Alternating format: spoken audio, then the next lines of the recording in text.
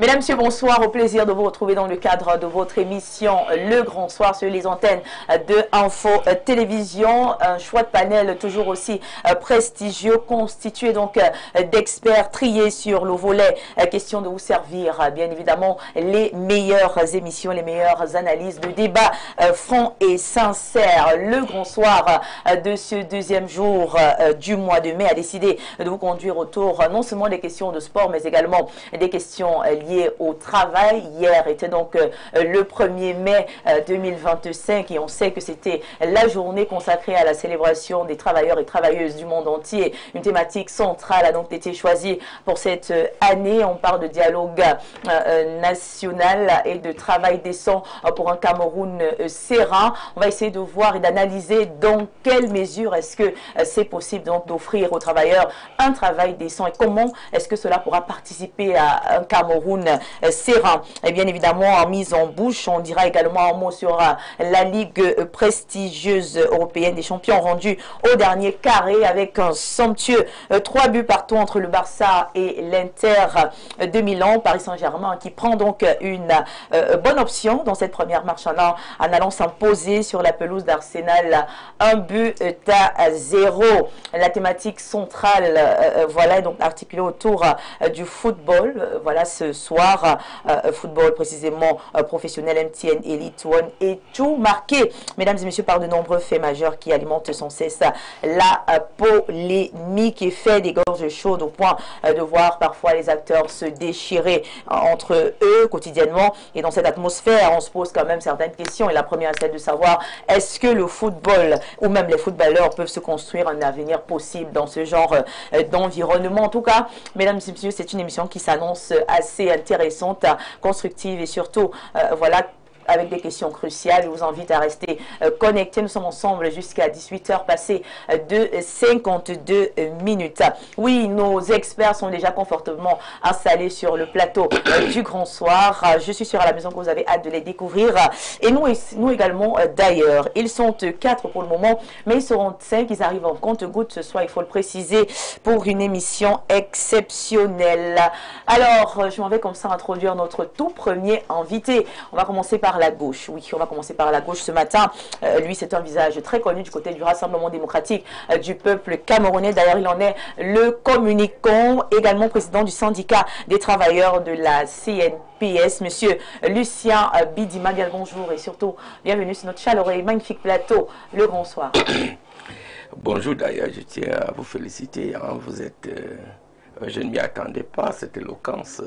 Cette performance, c'est ce qu'on demande à la jeunesse, la maîtrise des sujets et surtout une improvisation qui peut être positive pour le bien des téléspectateurs. Merci, bien, merci. Hier, permettez quand même aussi, avant d'y aller, il y a eu la Journée internationale du travail, c'est le dialogue social. Le dialogue social, quand on parle d'abord de la Journée internationale du travail, j'ai une pensée à tous les travailleurs, que ce soit ceux du Grand Nord, du Grand Ouest, du Grand Est, du Grand Centre. Il faut savoir qu'aujourd'hui, le travailleur camerounais a beaucoup de problèmes. C'est pour ça qu'on parle de dialogue décent. Ce dialogue doit s'articuler sur le fait qu'il faut qu'il y ait un pont véritable entre l'employeur et l'employé. Un bon climat. Un bon climat. Mais ce climat ne peut être pérenne que lorsque l'employeur essaie de respecter un certain nombre de choses. L'une des premières choses, c'est l'éthique. C'est le respect de savoir que lorsque quelqu'un travaille chez vous, vous avez l'obligation de l'affilier à la Caisse nationale de paiement social. Parce que, surtout quand il est lié par le Code du travail. Parce qu'au demeurant, en retour, la personne doit bénéficier obligatoirement d'un certain nombre de prestations qui sont la pension vieillesse, invalidité, décès, les prestations familiales, le risque professionnel. Parce qu'il faut savoir, madame, que lorsque vous quittez ici à Info TV, quand vous rentrez chez vous, si vous faites un accident en route, on appelle ça l'accident de travail, l'accident de trajet. Lorsque vous revenez, et si vous faites un accident, c'est l'accident de trajet aussi, c'est la CNPS qui doit prendre ça en charge. Et lorsque vous peut-être vous êtes encore jeune, vous allez faire des enfants. Quand vous faites les enfants, vous avez un congé de maternité. C'est la CNPS qui doit vous payer votre brut de salaire. Obligatoirement. Obligatoirement. Et lorsque vous partez en retraite, et avant d'y aller, vous bénéficiez des prestations familiales, les allocations familiales et autres. Et quand vous partez en retraite, vous bénéficiez de votre pension vieillesse, invalidité, décès. Voilà ce que l'État a mis en place pour que l'organisme en charge, qui est le bras séculaire de l'État, doit obligatoirement prendre en charge toutes ces prestations. Mais en contrepartie, c'est l'employeur qui doit payer, déclarer d'abord son salarié et payer ses différentes cotisations. Donc quand on parle de dialogue social, il faut d'abord aller dans le sens où les droits des travailleurs doivent être respectés par les entreprises. Parce que qu'est-ce que nous vivons par delà? C'est qu'il y a certaines entreprises, effectivement, qui utilisent le personnel sans que, véritablement, ils reversent les différentes cotisations. D'accord, vous savez, vous êtes déjà en train d'entrer, n'est-ce pas, et je voulais parler du travail décent, si vous permettez. C'est ça qu'on appelle chez nous, on peut appeler les risques professionnels. Parce que lorsque vous travaillez dans des conditions comme celle-ci, c'est des bonnes conditions. On reviendra. Permettez qu'on introduise d'abord tous les panélistes et puis on reviendra forcément sur vous parce que ce sera justement ça la première thématique. Donc voilà, merci beaucoup. On sent que vous avez beaucoup à dire et c'est très intéressant, n'est-ce pas, pour ce genre d'émission. Alors, vous n'êtes pas seul, justement à votre gauche, nous avons un visage très connu. C'est un communicant également, journaliste sportif ici à Info Télévision. Vous le connaissez, vous l'appréciez d'ailleurs de par ses prises de position, de par son éloquence. Joseph Patrick Bala, alias le maestro, que j'ai le plaisir d'accueillir ce plateau du Bonsoir. Bien le bonjour et surtout bienvenue sur notre chaleureux et magnifique plateau. Bien le bonsoir Viviane Andrea, bien le bonsoir aux nombreux téléspectateurs que je suis heureux de retrouver. Vous savez que ça fait pratiquement 2 semaines. J'ai plus collé mon visage à cette antenne. On était hors du pays pour des besoins de la course. Exactement, il faut dire que vous avez encore respiré encore l'air de la Côte d'Ivoire parce que ça fait à peine 48 heures. Oui, je suis. Ça attend même déjà 48 heures. Je suis arrivé pour les festivités de la maison. Vous savez, la maison préparait justement la fête du travail. Et donc, il fallait que tous les employés soient là pour magnifier ce qu'on appelle le vivre ensemble. Ce qui est d'ailleurs l'un de nos slogans phares, l'un de nos slogans majeurs. Donc, très heureux d'être là. Dans le cadre de cette émission, bon, c'est pas la première fois que je fais un tour par ce programme. Je suis heureux de vous retrouver à ce niveau. On vous a vu exceller à la présentation du 10-12 tous les matins et ça a été un plaisir. D'ailleurs, je me délectais quand j'étais en Côte d'Ivoire, précisément à Abidjan, de votre présentation, de votre maestria dans la présentation. Donc, je suis heureux de vous retrouver dans le cadre de ce programme. Bien sûr, avec vous, on parlera donc déjà de la fête du travail pour essayer de comprendre justement quel travail des sons pour voilà, un Cameroun sera. Mais surtout, votre présence, c'est parce qu'on parlera également d'une actualité dans le cadre du sport, bien évidemment. Comment comprendre la crise autour voilà, du championnat professionnel. Évidemment, on espère qu'on sera à la hauteur justement de nos téléspectateurs. Merci d'avoir accepté notre invitation. À ma droite, des visages qui ne sont pas nouveaux en télévision, vous les connaissez d'ailleurs. Fidel Castro, qui est également sur ce plateau, juriste et également qui brille voilà, par ses prises de position. Bien le bonsoir et bienvenue sur le plateau du Grand Soir. Bonsoir Viviane Andrea, j'espère que je peux écorcher votre magnifique prénom. Bonsoir à mes companettes et bonsoir à tous les millions de téléspectateurs d'Info TV qui nous font le plaisir et l'amabilité de nous suivre ce soir. Avec votre permission, je voudrais vous transmettre le bonsoir de quelqu'un qui vous est particulier, Bernard Choutan. Qui a demandé que je vous dise un bonsoir spécial et très particulier. Peut-être vous nous direz pourquoi ce soir, mais... je ne sais pas, je crois que c'est à lui de me dire pourquoi. Il a demandé spécialement que je puisse vous dire bonsoir. Bonsoir, en direct. En direct, donc je crois que vous avez reçu son bonsoir. Oui, c'est reçu. C'est un bonheur et un plaisir, c'est la première que je fais pas ce plateau, mais la première avec vous. Ça a été un bonheur pour moi. Lorsque vous m'avez passé le coup de fil pour l'invitation, Je dois avouer que la voix au téléphone est aussi magnifique que la voix en présentiel. Merci beaucoup, c'est très gentil de votre part et c'est un plaisir de vous avoir. Les hommes sur le plateau sont Étienne Bala qui est également avec nous, non loin de vous, là autour de la table. Étienne Bala, il est journaliste à Info Télévision. Bonjour et bienvenue sur le plateau du Bonsoir. Merci Viviane, bonsoir à ceux qui viennent de l'extérieur, à la Côte d'Ivoire et à la France. Bonjour au panel, bonjour à tous ceux qui nous suivent. Hein, et on espère que nous serons à la hauteur des débats de ce soir. En tout cas, on est sûr que vous serez à la hauteur du débat de ce soir. Voilà, ce sera également une façon pour nous de vous souhaiter une fois de plus voilà, la bienvenue à Info Télévision. Merci beaucoup à Viviane Andrea. C'est un plaisir lorsqu'on retrouve une chaîne qui monte et qui est en train de monter. Et là, on dit beaucoup de bonnes choses au président des États généraux qui nous regarde certainement quelque part et qui suit attentivement cette émission et qui sait qu'il aura quelque chose de positif, de positif à tirer dans le cadre des échanges qu'on aura avec le panel ce soir. D'accord, merci beaucoup. Et notre dernier invité nous rejoint juste à l'instant. Il représente le barreau du Cameroun ce soir sur notre plateau. Lui, c'est Maître Diamé. Vous êtes quand même là. C'est une bonne chose. C'est vrai, c'est très difficile, n'est-ce pas, de brûler la politesse à la dame que vous êtes. Je vous ai donné ma parole d'honneur, donc je tenais à être là malgré tous les embouteillages auxquels j'ai dû être confronté. L'invitation était assez pressante et instante, donc j'ai dû faire des mains et des pieds pour être là et honorer votre mission. Merci, merci, merci encore. Je pense que la prochaine fois, l'invitation se fera un peu plus tôt. Je vous en prie. Merci, Maître. Alors, mesdames, messieurs, le panel, il est présenté. On va entrer de plein-pied dans la première thématique de cette émission. Nous parlons donc de la Journée internationale du travail célébrée hier, 1er mai 2025, autour d'une thématique très intéressante. On a parlé de dialogue social et travail décent pour un Cameroun serein. Je rappelle, c'est pour le compte de la 139e édition. Alors, avec nos invités sur le plateau, on va faire le tour de table. Tout simplement, je vais commencer donc avec Monsieur Bidima. Monsieur Bidima. Lucien Bidima. Monsieur Bidima, Lucien, qui avait la parole tout à l'heure. Quel travail décent pour un Cameroun serein? Alors, mais j'étais en train de dire, j'ai commencé directement.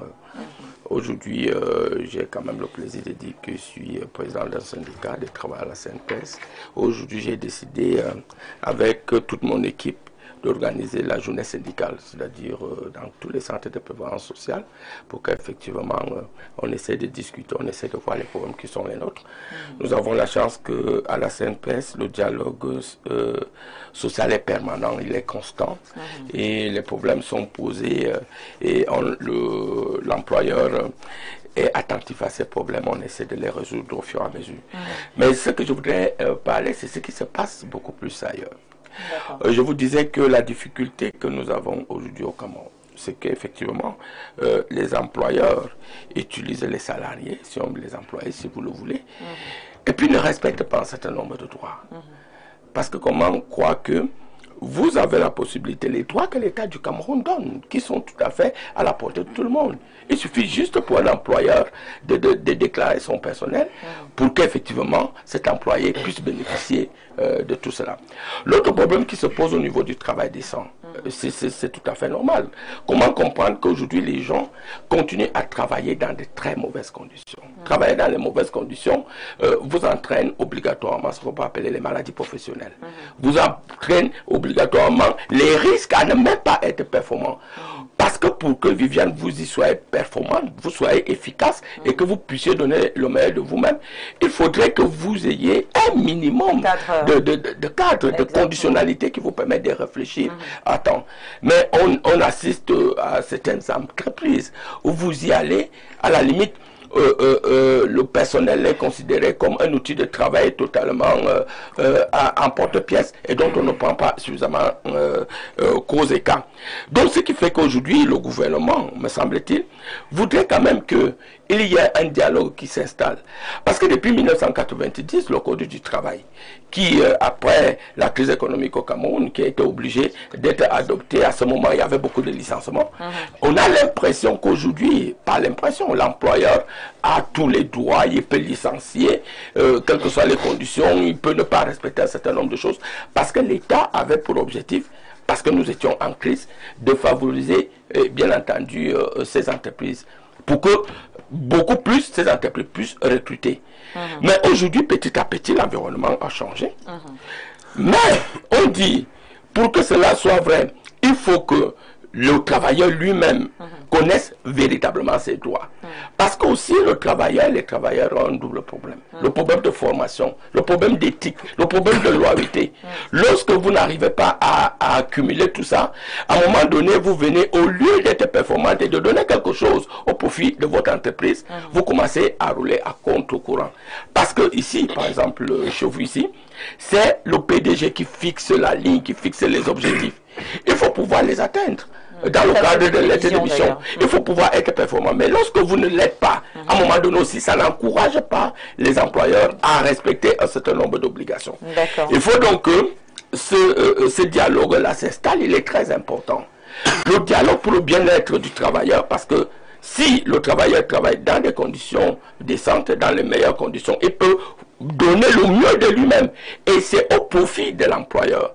Mais de l'autre côté, l'employeur doit aussi savoir que lorsqu'il ne donne pas un certain nombre de conditions, lorsqu'il n'installe pas un certain nombre de dialogues, lorsqu'il se considère comme quelqu'un qui peut tout faire, petit, tout dit, parce qu'il a la possibilité de vous chasser comme il veut, à partir de là, il opprime au lieu d'être ce père-là qui doit comprendre les problèmes des uns des autres. C'est lorsqu'on aura donc établi, comment je peux dire, ce dialogue, lorsque chacun se serait dit oui, voilà mes limites, voilà mes droits et mes obligations, et à partir de là, ce que prône le gouvernement, c'est tout ça ensemble qui pourrait permettre non seulement que les entreprises soient performantes, efficaces, puissent avoir des profits, mais également que les travailleurs travaillent dans les meilleures conditions de sécurité, de santé au travail, des risques professionnels plus ou moins amoindris, et de bénéficier de toutes les prestations dues au niveau de l'État. Merci beaucoup pour votre première prise de parole, Fidel Castro, avec vous. On va poursuivre. C'est vrai, depuis on est entré de plein pied brutalement dans la thématique sans essayer de dire aux téléspectateurs. Selon vous, c'est quoi, à quoi renvoie le concept de travail décent? Bien, si vous posez la question à quoi renvoie le travail décent renferme un certain nombre d'agrégats, au rang desquels la première des choses qu'il faut compter, c'est d'abord le temps de travail au Cameroun. Parce que beaucoup aujourd'hui ne savent même pas quel est le temps de travail. Vous savez, lorsque vous écoutez les médias français ou encore la France, aujourd'hui, quand on vous parle de travail, on vous dit en France c'est 35 heures. En Allemagne, ils sont dans les 38, 42 heures. Mais j'aime bien quand je vois un syndicaliste, parfois je me pose la question, est-ce que même ils savent le nombre de temps de travail au Cameroun? Parce que c'est important, parce que quand on dit décence, la décence commence d'abord par combien de temps je dois travailler. C'est une première question. Le respect du nombre de temps. Il faut d'abord fixer quelle est l'heure légale de travail au Cameroun. Je vous dis qu'en France, le plus grand débat aujourd'hui, d'ailleurs on dit que la France est le pays le plus paresseux de l'Union européenne. Parce qu'en France, c'est 35 heures de travail. Et c'est un grand débat là-bas parce qu'il y en a qui disent qu'il faut pousser un peu plus loin. Mais au Cameroun, poser la question, même les syndicalistes même ne savent pas quelle est l'heure de temps de travail au Cameroun. Parce que dites-vous que si quelqu'un travaille 52 heures ou 60 heures, en réalité, vous voulez qu'il ait quel rendement? Ça a un impact sur sa santé mentale, sa santé physique et tout. La deuxième chose qu'il faut mettre à l'intérieur, en dehors du temps de travail, qui pour moi est un élément essentiel et fondamental. Je vous dis à chaque fois, quand on prend l'exemple de la France, c'est parce que c'est le pays qui nous a... le pays qu'on suit le plus. Vous allez voir qu'à chaque fois qu'il y a débat présidentiel en France, l'heure de travail, le temps de travail revient toujours sur le plateau. Parce qu'on vous dit 35 heures. Pour les autres, c'est insuffisant. Pour d'autres, c'est trop. C'est un débat qui dure depuis au moins 25-40 ans en France. Mais au Cameroun, il n'y a jamais eu ce débat. Je vous dis, posez la question à 10 syndicalistes. Eux-mêmes, ils ne savent pas quel est le temps du travail au Cameroun. Eux-mêmes, ils ne savent pas. Encore que ça ne les intéresse pas. Deuxième des choses, c'est le cadre du travail. On parle de l'aspect de la salubrité. Dans l'aspect de la salubrité, est-ce que quand vous travaillez, vous trouvez un cadre décent? C'est-à-dire que quand vous entrez, vous avez des chaises, vous aviez là où vous pouvez vous asseoir confortablement, vous avez le matériel pour pouvoir y travailler, ça pose un autre problème. Maintenant, quand vous continuez encore au niveau de la prestation salariale, parce que la décence voudrait que pour que je puisse aller au travail, il faudrait que je sois rémunéré. Respectons la base minimale salariale fixée au Cameroun. Lorsque je dis de la base minimale salariale fixée au Cameroun, vous avez ce que vous appelez le SMIC. Le SMIC est-il respecté au Cameroun? Je suppose que vous aviez... J'ai mon ami en face qui est Patrick Bala, qui est mon ami, il a une ménagère chez lui. Nous, on appelle ça les domestiques. Vous allez voir qu'on vous dit non, 25 000, 20 000. Mais 20 000 n'est pas le SMIC au Cameroun. Je crois qu'il est monté, déjà aujourd'hui à 42 000. J'ai en face de moi un syndicaliste. Il est là, il connaît le SMIC au Cameroun. Même dans notre fonction publique, vous allez voir à l'intérieur, même parfois le SMIC n'est pas respecté.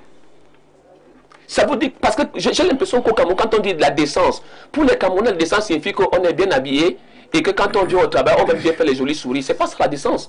La décence, c'est quel est le contenu qu'on y met. Et ce contenu est contenu à l'intérieur du Code de travail, qui est la loi de 1992, fixant le régime général du travail au Cameroun. Il faudrait bien le préciser aux Camerounais.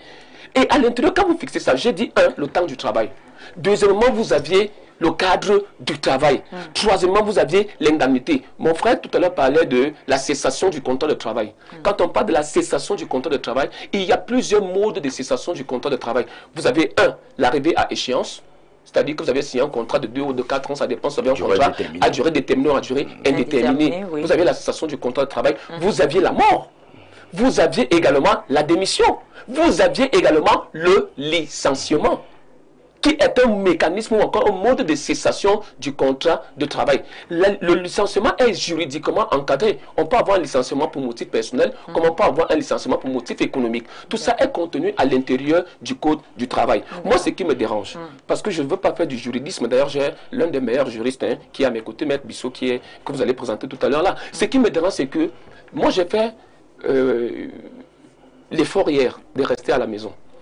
Je voulais sortir, malheureusement, madame m'a dit qu'elle partait défiler et que je vais parler comme au quartier. Elle m'a donné un faux bon parce qu'elle m'a dit rentrer vers 13h, mais elle est rentrée un peu plus tard, donc elle m'a condamné à la maison. Mais j'ai passé toute une semaine, bon, je viens d'arriver de quelque part, j'ai passé toute une semaine parce que je sors de France. De la France. Ah d'accord. Mais à aucun... On comprend mieux les salutations de Etienne Bala. À aucun moment, tous les ministères ont passé le temps, et c'est ça qui me dérange, parce que les structures privées, je peux encore tolérer 2 ou 3 choses. Mais vous allez voir, tous les ministères, tout le monde se concentre sur 2 choses. Le pagne, les coiffures et le défilé. Et puis la cérémonie également. Oui, quand je dis la cérémonie, on va s'asseoir, on mange, on boit, y compris les syndicalistes.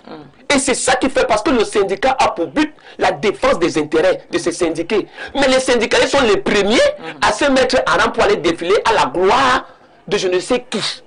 Mais vous avez des problèmes sociaux, je vous dis au Cameroun, quand le SMIC n'est pas respecté, quand on vous dit que le SMIC de l'autre côté est un peu plus élevé, où est-ce que nous sommes passés sur le débat intellectuel, sur la notion de travail? Rien. On parle de la question d'heure. Vous avez une ménagère qui commence le travail à 7h et qui l'achève à 19h. Quand vous faites le ratio en une semaine, ça fait combien de temps de travail? Où sont les syndicats du Cameroun? Quand vous voyez en France, on vous dit que la CGT et autres sont descendus sur le terrain pour dire que l'âge de la retraite, je pose la question, l'âge de la retraite au Cameroun, de quel âge? On va vous dire c'est 55 ans, c'est 60 ans.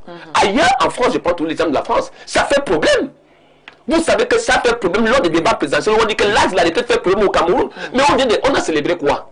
Si je vous pose la question, vous avez célébré quoi? Mais Fidel Castro, vous-même, vous êtes dans un endroit où le travail commence à 7h30 et on a prolongé à 18h.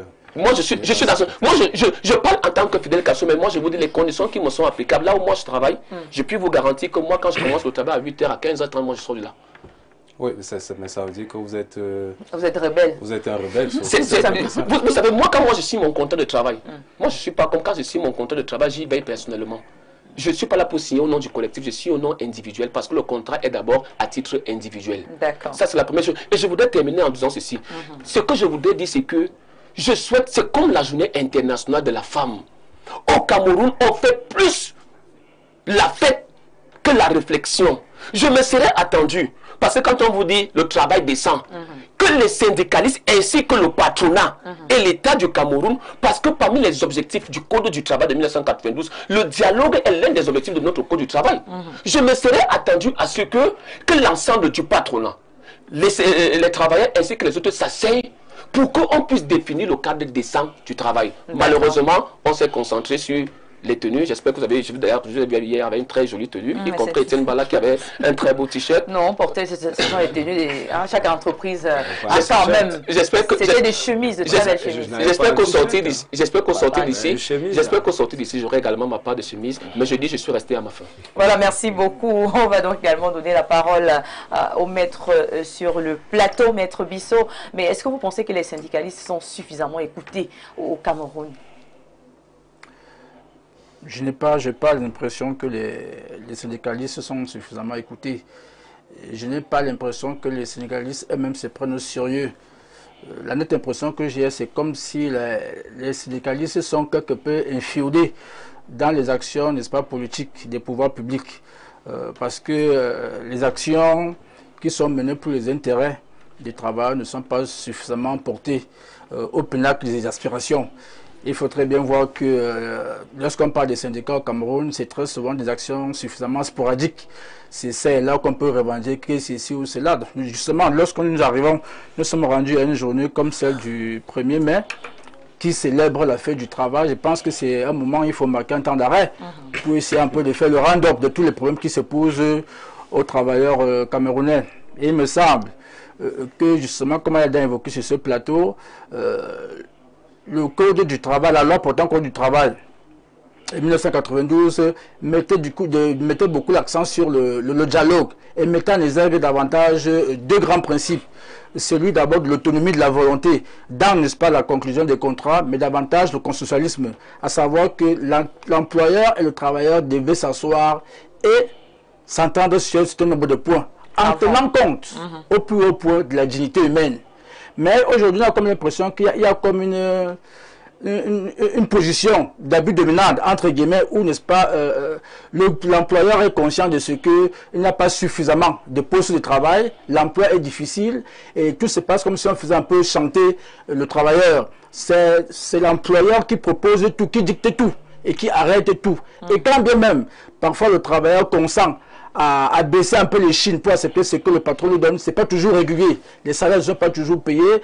Le patron vous dira que c'est certainement la morosité de la conjoncture économique qui fait qu'on ne peut pas toujours payer les salaires à temps ou respecter les délais impartis. Mais c'est une réalité quand même. C'est une réalité, certes, mais quand même, il faudrait y adjoindre un peu de bonne volonté. Il ne faudrait pas prendre cela pour prétexte, pour faux fuyant. Il faudrait quand même que... Parce qu'on voit aussi des travailleurs quand même qui se tuent à la tâche tous les jours. Exactement. Il y a quand même, n'est-ce pas, le rendement. De là, ce que le patron vient de dire qu'il n'y a pas de revenus, c'est pas honnête. Donc moi, je crois que l'action syndicale devrait davantage se renforcer, jouer franc jeu et prendre à bras le corps la défense, n'est-ce pas, des travailleurs. Merci beaucoup pour votre avis et votre rapport ce matin. Je vous ai Patrick Ballard, vous êtes également avec nous sur ce plateau. On parle quand même des travailleurs. Vous êtes un travailleur et vous avez certainement aussi, on va dire quoi, des plaintes, des choses que vous réclamez. Mais la question que je vous pose est celle de savoir, est-ce que vous pensez que le dialogue social fonctionne réellement au Cameroun ou alors c'est un mot qu'on utilise juste de façon symbolique quand cela nous plaît? Oui, bon, pour moi, c'est un terme qu'on a créé juste pour amuser la galerie. Amuser la galerie, comment ça? Je le dis pourquoi? Je le dis parce que les personnes qui ont créé cohésion sociale et tous ces grands mots-là, quand vous allez essayer de regarder le pédigré ou alors l'aisance matérielle de ces personnes, ça n'a rien à voir avec ce que toi et moi nous avons. La réalité. Oui, c'est quelque chose d'un peu plus compliqué. Mais ce que je voudrais dire, c'est Fidel Castro qui a essayé de faire une bifurcation là-dessus, en parlant de son temps de travail. Et on s'amusait à dire que lui fait preuve de rébellion. Mais sauf que la réalité, par exemple, si je prends son cas, ils sont passés de 7h30 à 16h et de 7h30 ils sont à 18h aujourd'hui. Wow. Lui vous a fait comprendre que lui il a un contrat personnel. Donc ça n'a rien à voir avec ce que le secrétaire général a signé, enfin le patron de l'administration. Donc lui, il peut arriver à 7h30 et il achève son travail à 15h30 ou 16h. Donc, en fait, vous êtes donc obligé d'être en marge des règles pour respecter d'ailleurs le fonctionnement de votre corps. Parce que ce qu'il faut également noter, c'est que lorsque vous travaillez, le corps a également besoin de repos. C'est-à-dire que vous ne pouvez pas travailler 24 heures sur 24 et espérer travailler comme ça pendant une semaine. Vous allez tomber malade et après vous ne serez plus productif. Jour de repos. Voilà, après vous ne serez plus productif. Maintenant, autre chose, c'est Bidima qui le disait ici, communicant du RDPC. Je suis d'ailleurs content qu'il soit là. Quand vous voyez, par exemple, moi j'accuse toujours l'État, parce que c'est l'État qui régule, c'est l'État qui décide du fonctionnement, du bon fonctionnement ou du mauvais fonctionnement d'un pays. Et dans le cadre du RDPC, j'ai l'impression qu'on a choisi plutôt le mauvais fonctionnement du pays qui se met en marge de ce qui devrait être fait. Pourquoi vous le dites? Quand vous prenez, je prends notre cadre, Oui. la presse. Quand vous prenez par exemple l'aide à la presse au Cameroun, ça c'est ce que moi j'appelle ça l'aide à la presse au Cameroun. Quand vous prenez ce qu'on donne à la chaîne, à la télévision nationale, ce n'est même pas le 0,00000% de ce qu'on peut donner par exemple une télévision comme Info TV. Vous savez, vous comprenez que à ce niveau, même si le patron de la chaîne a une certaine volonté, il n'aura pas la capacité de rivaliser, de véritablement rivaliser d'adresse avec ceux qui sont des privilégiés aujourd'hui. Même s'il faut également questionner la mauvaise foi, souvent des employeurs qui se cachent sous le prétexte de ce que c'est un peu difficile pour marginaliser des employés. Conséquence, vous allez vous retrouver avec des employés qui font 3, 4, 5, 6, 7 mois sans être payés. Et quand même c'est fait, c'est assez résiduel. Je m'amusais une fois, quand je commençais le métier, j'étais dans une radio. Et le monsieur, qu'est-ce qu'il faisait? C'est qu'il nous payait 50 000 francs CFA par mois. Mais il nous payait après chaque 3 mois. Alors un jour, je suis entré dans son bureau. Bon, finalement, ce n'était pas 50 000 francs par mois. Oui, un jour, je suis entré dans son bureau et je lui ai dit, que monsieur, en fait, ce que vous me payez par mois, c'est 15 000. Il me dit pourquoi? Je lui ai dit que vous m'avez payé 50 000 et vous allez me payer l'autre 50 000 après 3 mois. Ouais. Donc, lorsque vous divisez, vous me payez. En fait, c'est même pas la paye, c'est une contribution aux frais de transport. Ça, c'était encore à mes débuts. Et à un moment, quand je faisais mon ratio, je me suis rendu compte que je dépense plus que je ne reçois. Et donc, j'ai été obligé de démissionner. Je suis parti de la radio. Donc, il y a des choses comme ça. Et pour vous en sortir, vous êtes obligé de faire un peu comme Fidel Castro. Ça peut paraître de la rébellion. Mais en fait, lorsque vous vous respectez et que vous avez confiance en vos capacités, vous êtes obligé de ne pas accepter... Chercher d'autres alternatives. Hein. Voilà, chercher d'autres alternatives et de ne pas accepter ou faire marcher dessus. D'accord. Merci d'avoir évoqué ces problèmes que font face justement les travailleurs au Cameroun en particulier, parce qu'on est dans le contexte camerounais. Mais il ne faut pas oublier que la plupart des chefs d'entreprise, les employeurs, recherchent également de la compétence. Est-ce que vous pensez donc que justement le secteur privé camerounais pour offrir véritablement un travail décent tout en restant compétitif? Est-ce que c'est évident, Étienne Bala? Je sais que vous êtes plus sport, mais quand même. Ouais, après, c'est très compliqué. Lorsqu'on regarde, on est au Cameroun, Viviane, il ne faut pas qu'on se trompe. Oui. On est au Cameroun. Le Cameroun, on a pris des exemples aujourd'hui, la France, les heures et autres, mais la réalité reste camerounaise en réalité. Il faut que... Quelqu'un disait souvent les choses compliquées, commençons par les choses simples. C'est-à-dire? Est-ce que le Camerounais, à un niveau moyen, mange combien de fois par jour? Commençons là-bas. Est-ce que vous mangez d'abord bien chez vous? Je pense que non. Tout le monde se bat à courir pour aller chercher son 15 000. Patrick vient de dire ça tout à l'heure. C'est ça en réalité. Mais si on ne mange pas au moins 2 fois par jour, il n'y a pas de décence en fait. Travail décent. Parce que moralement, ça commence par l'aspect psychologique. Ventre affamé n'a point d'oreille. En fait, c'est moral. On va peut-être pas les heures de la France et autres, mais le Cameroun reste Cameroun. Alors, si on ne mange pas bien, c'est d'abord un problème. Maintenant, la CNPS va venir. La CNPS va faire son travail. Mais la CNPS aussi fait le travail là où elle aussi, elle trouve son bonus. Elle ne fait pas aussi son travail pour rien. Alors, moi, je pense que lorsqu'on dit travail décent au Cameroun, je pense que tous les Camerounais, chacun travaille à son niveau. Chacun gagne son pain à son niveau. Donc, il ne faut pas qu'on essaie un peu de... Et puis, même si on va au niveau des employeurs, les employeurs aujourd'hui aussi, c'est un problème là-bas, Viviane Andrea. C'était 8 000 francs CFA. Mais il y a des gens... 42, on est encore à 42 000 42, peut-être j'ai ajouté, mais c'est pas loin de là. Mais c'est bien de souhaiter que ça monte. Alors, il y a des gens qui ne paient même pas ça.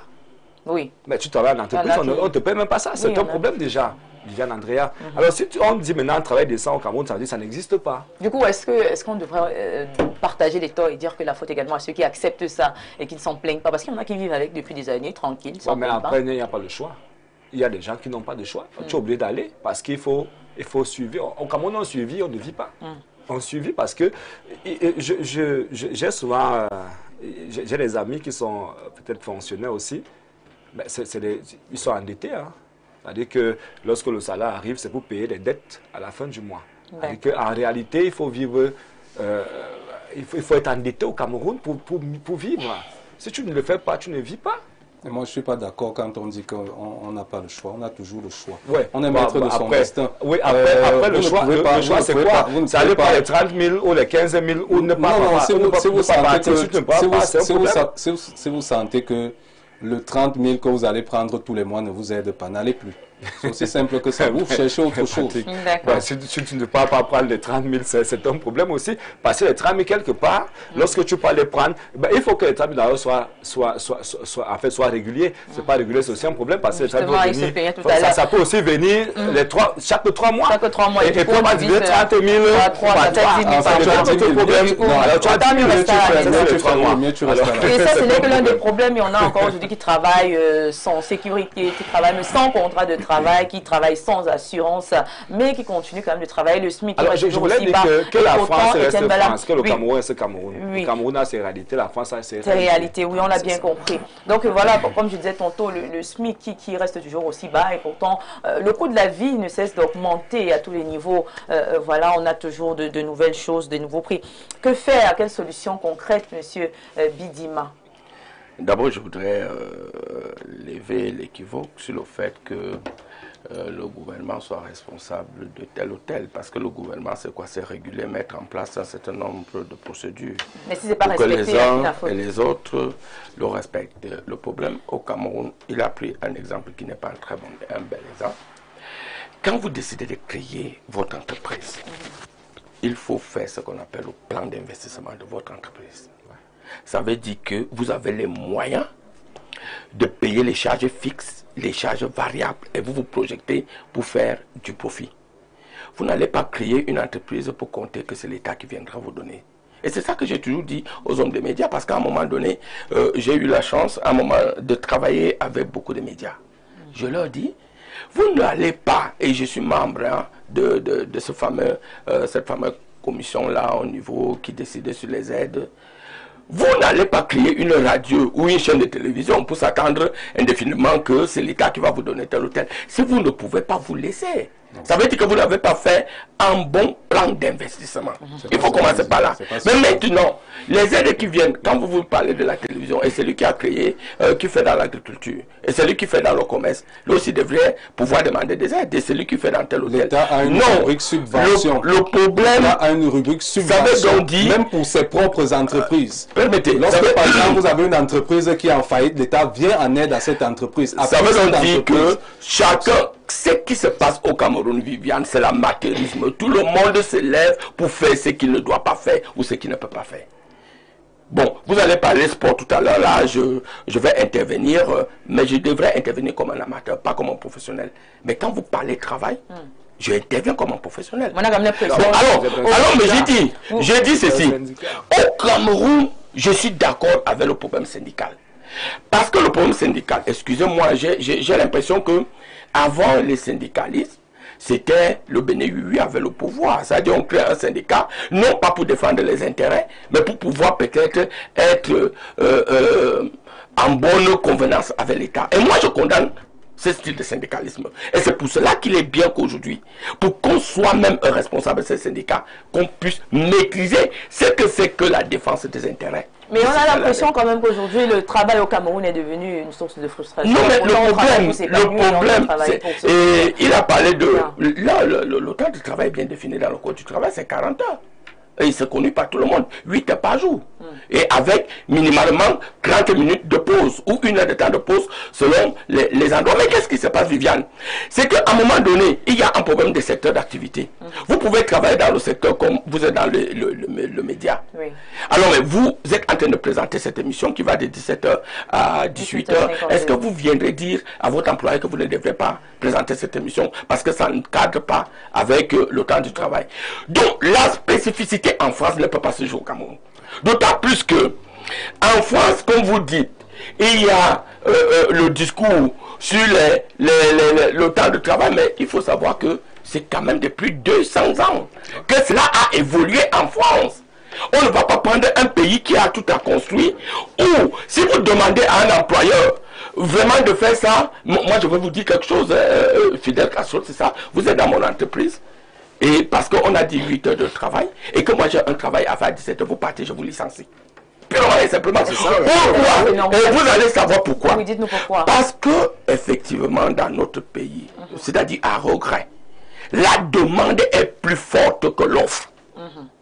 Ça veut dire qu'aujourd'hui, si vous ne pouvez pas faire ce que vous demandez de faire, je peux prendre ailleurs. Première des choses. Deuxième des choses, et ça comme syndicaliste, je ne parle pas comme représentant du RDPC, hein, sur d'autres plans je parlais. Comme syndicaliste, je dis, oui, comme syndicaliste. Non mais à ce niveau, on appelle ça de l'exploitation. Comme syndicaliste, je dirais, non, nous parlons un problème de travail, décent là. Mais je suis... Parce que là, on impose quand même d'autres syndicalistes. Là, vous imposez à votre employé de travail. Comme syndicaliste. Est-ce que la rémunération est également ajoutée à ce... Le vrai problème de la fixation de la rémunération, ça dépend des secteurs d'activité. Et ça aussi, c'est même réglementé par l'État. Mais sauf que, quand vous avez la licence, vous devez être en 10e catégorie. Il faut peut-être qu'on vous paye 300 000 francs. S'il faut harmoniser réellement, est-ce que, la question qu'on se pose, est-ce que votre employeur a les revenus nécessaires pour vous payer 300 000 francs? Voilà la question. Donc, mais aujourd'hui, quand on parle de dialogue, ce qu'on ne peut pas aussi comprendre, et je suis d'accord, c'est qu'il y a des employeurs, Viviane, moi je suis allé dans certaines entreprises, les employeurs qui font max bénéfice, mais qui exploitent les individus, qui travaillent comme des bêtes. Ça, ce n'est pas acceptable. Quand on parle de dialogue social et de travail décent, il faut que nous arrivions à mettre à table, sur la table, les droits et les obligations des travailleurs et les droits et les obligations des employeurs. Pour ce faire, il faut que le code du travail, qui a été fait en 1992, qui respectait un contexte particulier, le Cameroun était en pleine crise économique. Et l'environnement était un autre, où toutes les entreprises licenciaient. Ce code du travail doit être revu aujourd'hui. D'accord. Pour que nous soyons capables, parce que qu'est-ce qui se passe? Il suffirait qu'un salarié revendique ses propres droits. Comme Fidel Castro le dit, a raison, hein, parce que normalement, vous signez un contrat de travail. Mais il suffit de revendiquer le lendemain, vous êtes dehors. Et même vous allez partir au niveau, vous allez porter plainte au niveau du tribunal administratif, vous irez même au niveau, ça va prendre du temps que ça va prendre. Il faudra accepter. Qu'est-ce qu'il faut faire? Il faut faire. Qu'est-ce qu'il faut faire? Il faut que le dialogue soit réel. Voilà. Il faut que l'État intervienne. Et quand on parle de dialogue, bien sûr, on parle de négociation. C'est-à-dire qu'il faut mettre, parce que les employeurs sans employés ne peuvent pas faire des profits et des bénéfices. Il faut que le travailleur soit une partie intégrante dans la gestion efficace et performante d'une entreprise. Il faut qu'on l'écoute, il faut qu'on le regarde, il faut qu'on mette en place les conditions qui puissent permettre à ce travailleur de travailler avec efficacité. Si on ne met pas cette égalité aujourd'hui et que les employeurs croient qu'ils peuvent tout faire sans problème, de notre côté, il faut éduquer. Et ça, je suis d'accord avec Maître. Les syndicats doivent faire ce qu'on appelle l'éducation ouvrière. Parce que le salarié lui-même aussi doit connaître ses limites. Quand un salarié est rebelle, quand il n'est pas loyal, quand il ne peut pas produire, respecter sa lettre de mission que l'employeur a fixée, à partir de ce moment, l'employeur est en droit de dire je ne peux pas continuer avec vous. Donc, les syndicalistes au Cameroun, et je suis parfaitement d'accord avec vous, Fidel Castro, cette histoire du 1er mai doit être revue. Ce qui doit être en phase, c'est la problématique de de l'éducation ouvrière, des dialogues, des discussions, des paramètres qu'on doit mettre en place. On va passer la parole à Fidel Castro qui a quelque chose à rajouter concernant la thématique. Oui, moi je voudrais juste faire 2 précisions. Vous savez, j'ai lu la thèse de François Fillon, qui est l'une des meilleures, quand il passait son examen oral à l'ENA de Paris. Excusez-moi si j'aime parler parce que c'est la référence. Moi, je ne suis pas parti aux États-Unis. D'ailleurs, que la plupart... C'était quand même en France. Non, non, ça n'a rien à voir. Nous, généralement, Maître Bissot, peut-être, sait très bien de quoi je parle quand on parle du mimétisme juridique. C'est-à-dire qu'on copie beaucoup de tout ce qui est venu de la France. Oui. François Fillon, au cours de son oral, passant les noms, lui a posé la question, qu'est-ce que la grève? D'ailleurs, il a eu la plus grande mention parce qu'il avait eu 18 suivants. Il a répondu que la grève dépend de quel côté on se situe. En tant que travailleur, je manifeste la grève. En tant que patron, j'orchestre la grève. En tant qu'autorité publique, j'encadre la grève. En tant que population et consommateur, je subis la grève. C'est comme ça qu'il a défini ce qu'on entend par la grève. En réalité, pourquoi je le dis? Lorsque vous prenez, je vous ai dit, quand vous lisez le Code du travail du Cameroun, le Code du travail du Cameroun, lorsque moi je professe ce cours, il y a 4 finalités recherchées par notre Code du travail. La notion de dialogue intervient dans le 3e but recherché par par le législateur camerounais. Et ce 3e but, on dit, qui est-ce qui orchestre le dialogue? Le dialogue est inter. La première personne qui initie le dialogue est le gouvernement, l'État. À côté desquels se situe le patronat, ce que vous appelez les employeurs. Et puis, vous aviez les employés que vous appelez les salariés. C'est ça qui est le cadre du dialogue. Parce que, dites-vous que, et c'est ce qu'on appelle, quand vous voyez, quand on prend une thématique, quand on vous dit la cohésion sociale. Dites-vous que quand il y a grève, la grève a un impact sur le social. Tout naturellement. Parce que si les employés se rebellent, vous allez voir que ça peut freiner l'activité. D'ailleurs, moi j'étais encore jeune étudiant en 2008, lorsqu'il y a eu grève des taximans au Cameroun, qui a conduit à ce qu'on appelle la grève de la faim. Vous savez que le Cameroun a failli glisser dans un cadre irrécupérable parce que tout est parti de la grève et d'un manque de dialogue. Le manque, et si on veut arriver jusqu'à la crise anglophone dans notre pays, on va comprendre que quelque part il y a eu une absence de dialogue franc entre les différentes parties. Alors lorsque je l'ai dit, c'est pour dire que la notion de dialogue est suffisamment importante, mais qui trace le cadre de dialogue. Et sur quoi va-t-on dialoguer? C'est ça qui doit importer aujourd'hui. Je pense que lorsque les pouvoirs publics, notamment le ministère du Travail, de la Prévoyance sociale, que je salue d'ailleurs, Grégoire Ouna, que j'aime beaucoup, parce qu'il est très dynamique, mais je pense qu'il y a eu un manquement à un certain niveau. Le manquement, quand on prend une thématique, il faudrait bien que cette thématique soit inculquée à ceux-là vers qui on va. Mais si on pose la question, prenons, heureusement que je suis Info TV aujourd'hui, je suis sûr que si je prends 4 ou 5 personnes ici à Info TV, vous leur demandez est-ce que tu aimes le code du travail, beaucoup n'en ont même pas. Pourquoi vous riez? Pourquoi vous riez? Beaucoup n'en ont même pas. Non, ne prends pas l'exemple sur... Je ne vais pas prendre l'exemple. Prends l'exemple sur la FECAFOOT. Bon, là-bas, il y a les gens... Pour le moment, on y reviendra. Mais je peux prendre l'exemple sur l'action. Même dans les entreprises, je vous dis, y compris même dans certains syndicats, poser la question à un syndicaliste, est-ce que tu as vu le code du travail camerounais un jour? Il te dit qu'il est syndicaliste, mais lui-même n'a pas le code du travail. D'accord, Fidel Castro. Donc je vais terminer en disant, et je ne serai pas d'accord avec vous sur un point. La question d'heure n'est pas relative à 17h ou à 18h. La question d'heure relève d'une globalité. Vous pouvez avoir une émission à 20h. 20h n'est pas synonyme de 40 heures de travail, du temps de travail. Il faut bien comprendre la complexité de la question. On peut vous amener. Et généralement, lorsqu'on vous dit, c'est pour ça que moi je dis au Cameroun, c'est 8 heures de travail et non 8 heures au travail. Quand vous prenez, c'est pas là où je vais terminer, Viviane. Les élections vont arriver dans tous les pays au monde. Vous allez voir que la question du travail, notamment l'âge de départ à la retraite, le temps de travail, est toujours une question. Vous avez dit au Cameroun, est toujours une question fondamentale. Mais vous allez voir que dans notre pays, cette question n'a jamais fait l'objet de réflexion. Non. Ça, vous ne connaissez pas. Il y a eu énormément un dialogue là-dessus entre le gouvernement et les syndicats. Moi, je la d'autant plus qu'aujourd'hui, aujourd'hui, l'âge de départ à la retraite est de 60 ans qui vient d'être harmonisé même. D'accord, voilà, on va prendre quelques messages. Il y a eu un travail là-dessus. Merci, M. Bizima. Alors, on prend quelques réactions. Bonjour, bonsoir, madame. Je voudrais que le juriste Maître Bissot sur le plateau puisse nous renseigner si le 13e mois que l'on donne est une obligation, puisque je suis dans une entreprise depuis 8 ans où j'ai jamais reçu. Monsieur Isaac de Douala. Maître, la question s'adresse à vous. Ben écoutez, il faut dire que la rémunération dépend de chaque secteur d'activité. S'il fallait aller, n'est-ce pas, sur le plan strictement contractuel, et si on est payé mensuellement, vous n'avez pas d'année qui est 13 mois. Une année, c'est 12 mois. Donc la notion de 13 mois est quelque peu abusive. Donc normalement, vous devez être payé mensuellement.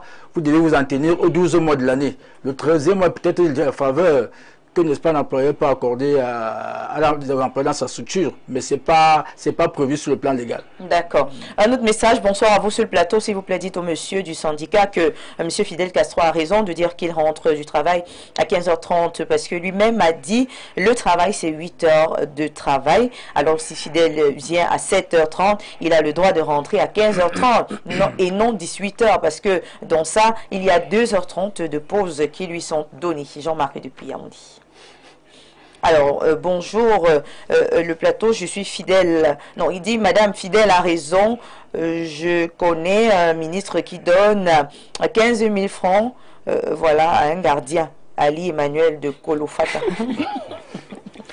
Alors, on va prendre notre message. Le nom du ministre.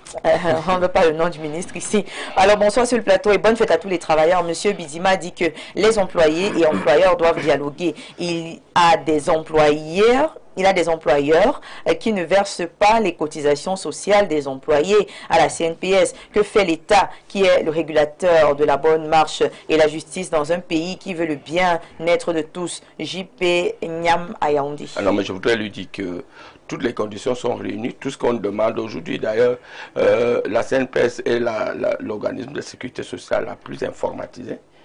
Il suffit de faire juste une dénonciation, quelles que soient les conditions, que ces employeurs-là sachent, il y a un contrôle qui survient. On fait ce qu'on appelle, on reconstitue votre carrière.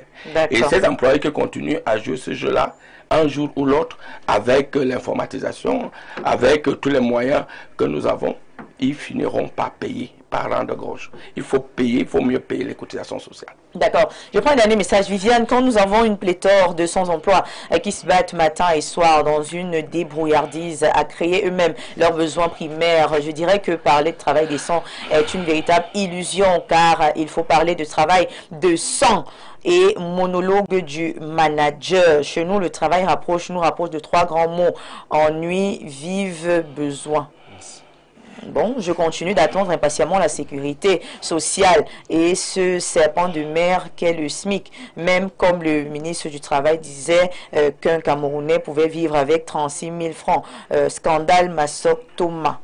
D'accord. Voilà. Voilà, et on a un élève depuis Touboro, voilà, qui nous salue.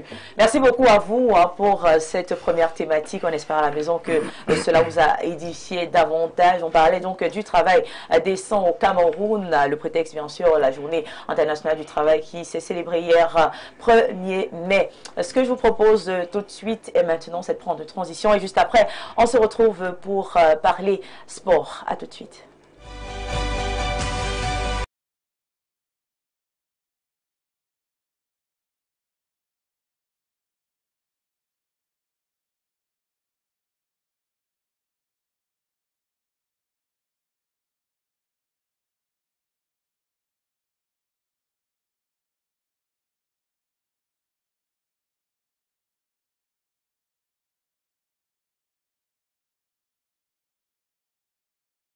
Retour sur le plateau du Grand Soir. Mesdames, Messieurs, nous sommes également en direct de notre page officielle Info TV Cameroun via YouTube ou encore Facebook et vous avez la possibilité de réagir en même temps que nous. Nous prenons donc notre deuxième thématique de ce soir. Comment comprendre la crise autour du championnat professionnel? Nous parlons là de sport et de tous les problèmes qui tournent autour, n'est-ce pas, de ces championnats en Elite 1 et 2. Alors, pour planter le décor, hein, peut-être avec vous, Fidel Castro. Décidément, je suis le malheureux ce soir. Je commence par vous. Ce soir, la situation actuelle du football professionnel est-elle, selon vous, favorable à un mieux-être entre les différents acteurs? D'abord, vous avez utilisé un terme qui m'amuse beaucoup, la crise. Je ne sais pas où il y a crise. Ah bon? Non. Il n'y a pas de crise selon vous? Non, pour moi, il n'y a pas de crise. On peut avoir 2 ou 3 revendications, mais les revendications ne sont pas synonymes de crise. Vous changerez le mot crise par quel mot? Non, je préfère dire qu'il y a des revendications. Les revendications, elles existent tous les jours. Ce n'est pas parce que vous êtes là, vous êtes une très belle dame. Merci. C'est pas parce que le matin vous êtes à votre mari que demande mon agent de ration que ça fait la crise au sein de votre couple. Ça devient la crise quand il refuse de Non, donner. ça devient la crise lorsque vous commencez à vous tirailler, finalement vous arrivez au tribunal. Parce que D'accord. tous les matins, Viviane Andrea, tous les matins, je suis sûr que chaque matin vous lui dites que demande mon adam. D'ailleurs, vous avez une très belle voiture. Hein. Je suis sûr que tous les matins vous lui dites que je veux mon carburant. Mais est-ce que ça fait de ça une crise? Donc non, je trouve que le mot crise, c'est ma position, hein. Le mot crise pour ma part est un peu exagéré. Ça, c'est ce que je voulais dire d'entrée de jeu. Maintenant, moi j'ai un problème. Lorsqu'on parle de la Fédération camerounaise de football, moi je ne suis pas sur ce plateau, je n'ai pas été mandaté par la Fédération camerounaise de football. Il me semble que je suis assis en ma qualité de juriste. Bien Et sûr. c'est pour ça que je le dirais en tout état de cause. La Fédération camerounaise de football est une association. Et dans cette association, l'organe suprême est l'Assemblée générale. Et cette Assemblée générale a un corps constitutif à l'intérieur duquel se trouvent les clubs amateurs, se trouvent les clubs professionnels, se trouvent les corps de métier au rang desquels vous aviez l'association des footballeurs, l'association des entraîneurs, l'association des arbitres. Lorsqu'il y a des revendications à faire, et vous avez très bien fait d'ailleurs, je vous félicite d'avoir choisi cette thématique-là, qui n'est pas très loin de celle qu'on vient d'aborder. Parce que lorsque vous êtes en entreprise, quand vous aviez un problème, vous allez voir que vous allez discuter avec votre employeur, le patronat, et l'État va intervenir pour vous accompagner dans la discussion là. Mais vous ne pouviez pas faire, Viviane, que vous êtes dans votre entreprise, vous avez un problème avec votre employeur, au lieu d'aller discuter avec lui, vous venez discuter sur les plateaux de télévision et dans les réseaux sociaux. Ça n'a pas été fait. Ça veut dire que vous... Viviane Andrea, moi j'ai eu la chance d'être à la dernière assemblée générale de la Fédération camerounaise de football qui s'est tenue en Banco. Moi j'y étais. Je n'ai suivi à aucun moment que ce soit les clubs. Je peux me tromper, je crois qu'ils doivent être 10, c'est les clubs professionnels. Ils doivent être 10 au sein de l'assemblée générale de la Fédération camerounaise de football. À aucun moment, aucun d'entre eux n'a levé le doigt de dire tous les présidents de clubs. Ils sont 10 qui représentent l'ensemble des clubs professionnels au sein de cette... Il faut dire que l'Assemblée générale de la Fédération camerounaise de football est constituée de 76 personnes, mais à la dernière élection, c'était 114. Quand vous êtes 10 au sein d'une Assemblée générale, et que vous pouvez, même si ça n'a pas été inscrit à l'ordre du jour, et que vous pouviez imposer ça selon des mécanismes définis par les statuts, vous ne posez pas le problème au sein de l'Assemblée générale. Vous voulez que moi, Fidel Castro, je vienne sur un plateau, commencer à parler de quoi? Si vous êtes incapable de poser vos problèmes, allons-y donc. Vous commencez un championnat. Vous dites que je n'ai pas été payé, je n'ai pas reçu mes primes de top sponsoring, je ne connais pas de quoi il s'agit. Mais dites-moi, je suis en assemblée générale. Nous sommes clubs professionnels. Mais je dis au président que je voudrais que la question du top sponsoring soit mise en débat. Parce que j'ai la possibilité, en tant que membre de l'Assemblée générale, de le demander. Je suis club amateur, j'ai la possibilité de le demander. Mais vous ne le faites pas. Vous attendez quand votre club est déjà 14e ou 15e. Parce qu'il est menacé de relégation à moins 5 journées, vous commencez à dire je réclame ma prime. Je trouve que c'est la mauvaise foi. C'est de la mauvaise foi. D'accord, j'espère que j'aurai le temps de revenir. Bien évidemment, Étienne Bala qui va également donner son avis concernant cette deuxième thématique. Alors moi, je voudrais qu'on reste avec le mot crise. Le mot crise, oui, pourquoi qu'on garde le mot crise. Bah, ce serait peut-être ce que Fidel Castro dit, oui, d'accord, c'est pas là-bas où on va. Il y a crise parce que il y a des clubs qui ont démissionné à un moment donné. Il y a des clubs qui revendiquent les indemnités, les promesses qui ont été faites par la Fédération camerounaise de football, ce qui n'est pas arrivé. On parle de 2023, 2022, 2023, 2024, 2025 jusqu'à aujourd'hui. Il y a crise parce qu'il y a des arbitres qui se sont levés. Il y a toute une association qui s'est levée pour dire qu'on ne peut plus jouer les matchs. C'est ça le problème en réalité. C'est pour ça qu'il dit on peut regarder on peut parler, oui, on peut parler effectivement oui, des crises. Il y a la crise à un moment donné. Il y a des missionnaires qui seraient revenus. Oui. On a des missionnaires on a démissionné, peut-être on est revenu. Peut-être là, on peut dire que oui. Combien de clubs ont démissionné? Juste pour savoir. Il y a au moins 3 clubs. Lesquels? Si c'est vous qui menez les débats. C'est moi qui mène les débats. Parce que monsieur, je voulais vous dire qu'il a démissionné. Je voulais vous dire que le peut avec la lettre pour dire que comme tu ne m'as pas maintenu en première division, moi j'ai démissionné du comité exécutif. C'est pas nouveau. D'accord, on va permettre à Étienne. On investigue pour ça. On cherche. On a des formations. Il y a au moins 3 ou 4 clubs qui l'ont fait. Et le dernier club en date, je crois qu'il y a Young Sport Academy. Je ne sais pas si Young Sport sera au stade dans les prochains jours. D'ailleurs, une 22e journée qui est programmée. Mais ce qui m'intrigue, et c'est là où je vais peut-être rejoindre Fidel Castro qui pense que je ne suis pas peut-être avec lui, c'est qu'il y a des clubs qui ont démissionné. Il y a des clubs, les mêmes clubs reviennent dans le championnat. C'est-à-dire qu'à ce moment, est-ce qu'il y a peut-être quelque chose qui ne va pas? Vous revendiquez donc quoi à la fin? Est-ce que lorsque vous revendiquez un syndicat, oui, ça peut aussi arriver qu'il y ait des syndicats de ce côté. Si vous revendiquez et que vous revenez, ça veut dire qu'on a quand même trouvé une solution à votre problème. Les arbitres, aujourd'hui, on a pensé que le championnat devait s'arrêter, mais le championnat, au moins, ne s'est pas arrêté. Quels sont les arbitres, finalement, qui grèvent, qui ont dit qu'il y a un problème sur la Fédération camerounaise de football? Moi, quand je dis, gardons le mot crise, parce qu'il y a eu des actions sur le terrain, on a battu les arbitres quelque part à Melon, on a fait ceci et autres, oui. Ça veut dire qu'il y a un problème à la Fédération camerounaise. Il faut qu'on sache donc quel est le véritable problème à la Fédération camerounaise de football. Est-ce que les salaires passent normalement? Est-ce que les arbitres sont payés? Est-ce que tout le monde a son argent comme cela se doit? Mais moi, je dis, les players de club ne jouent pas franc à un moment donné. Ouais. D'accord.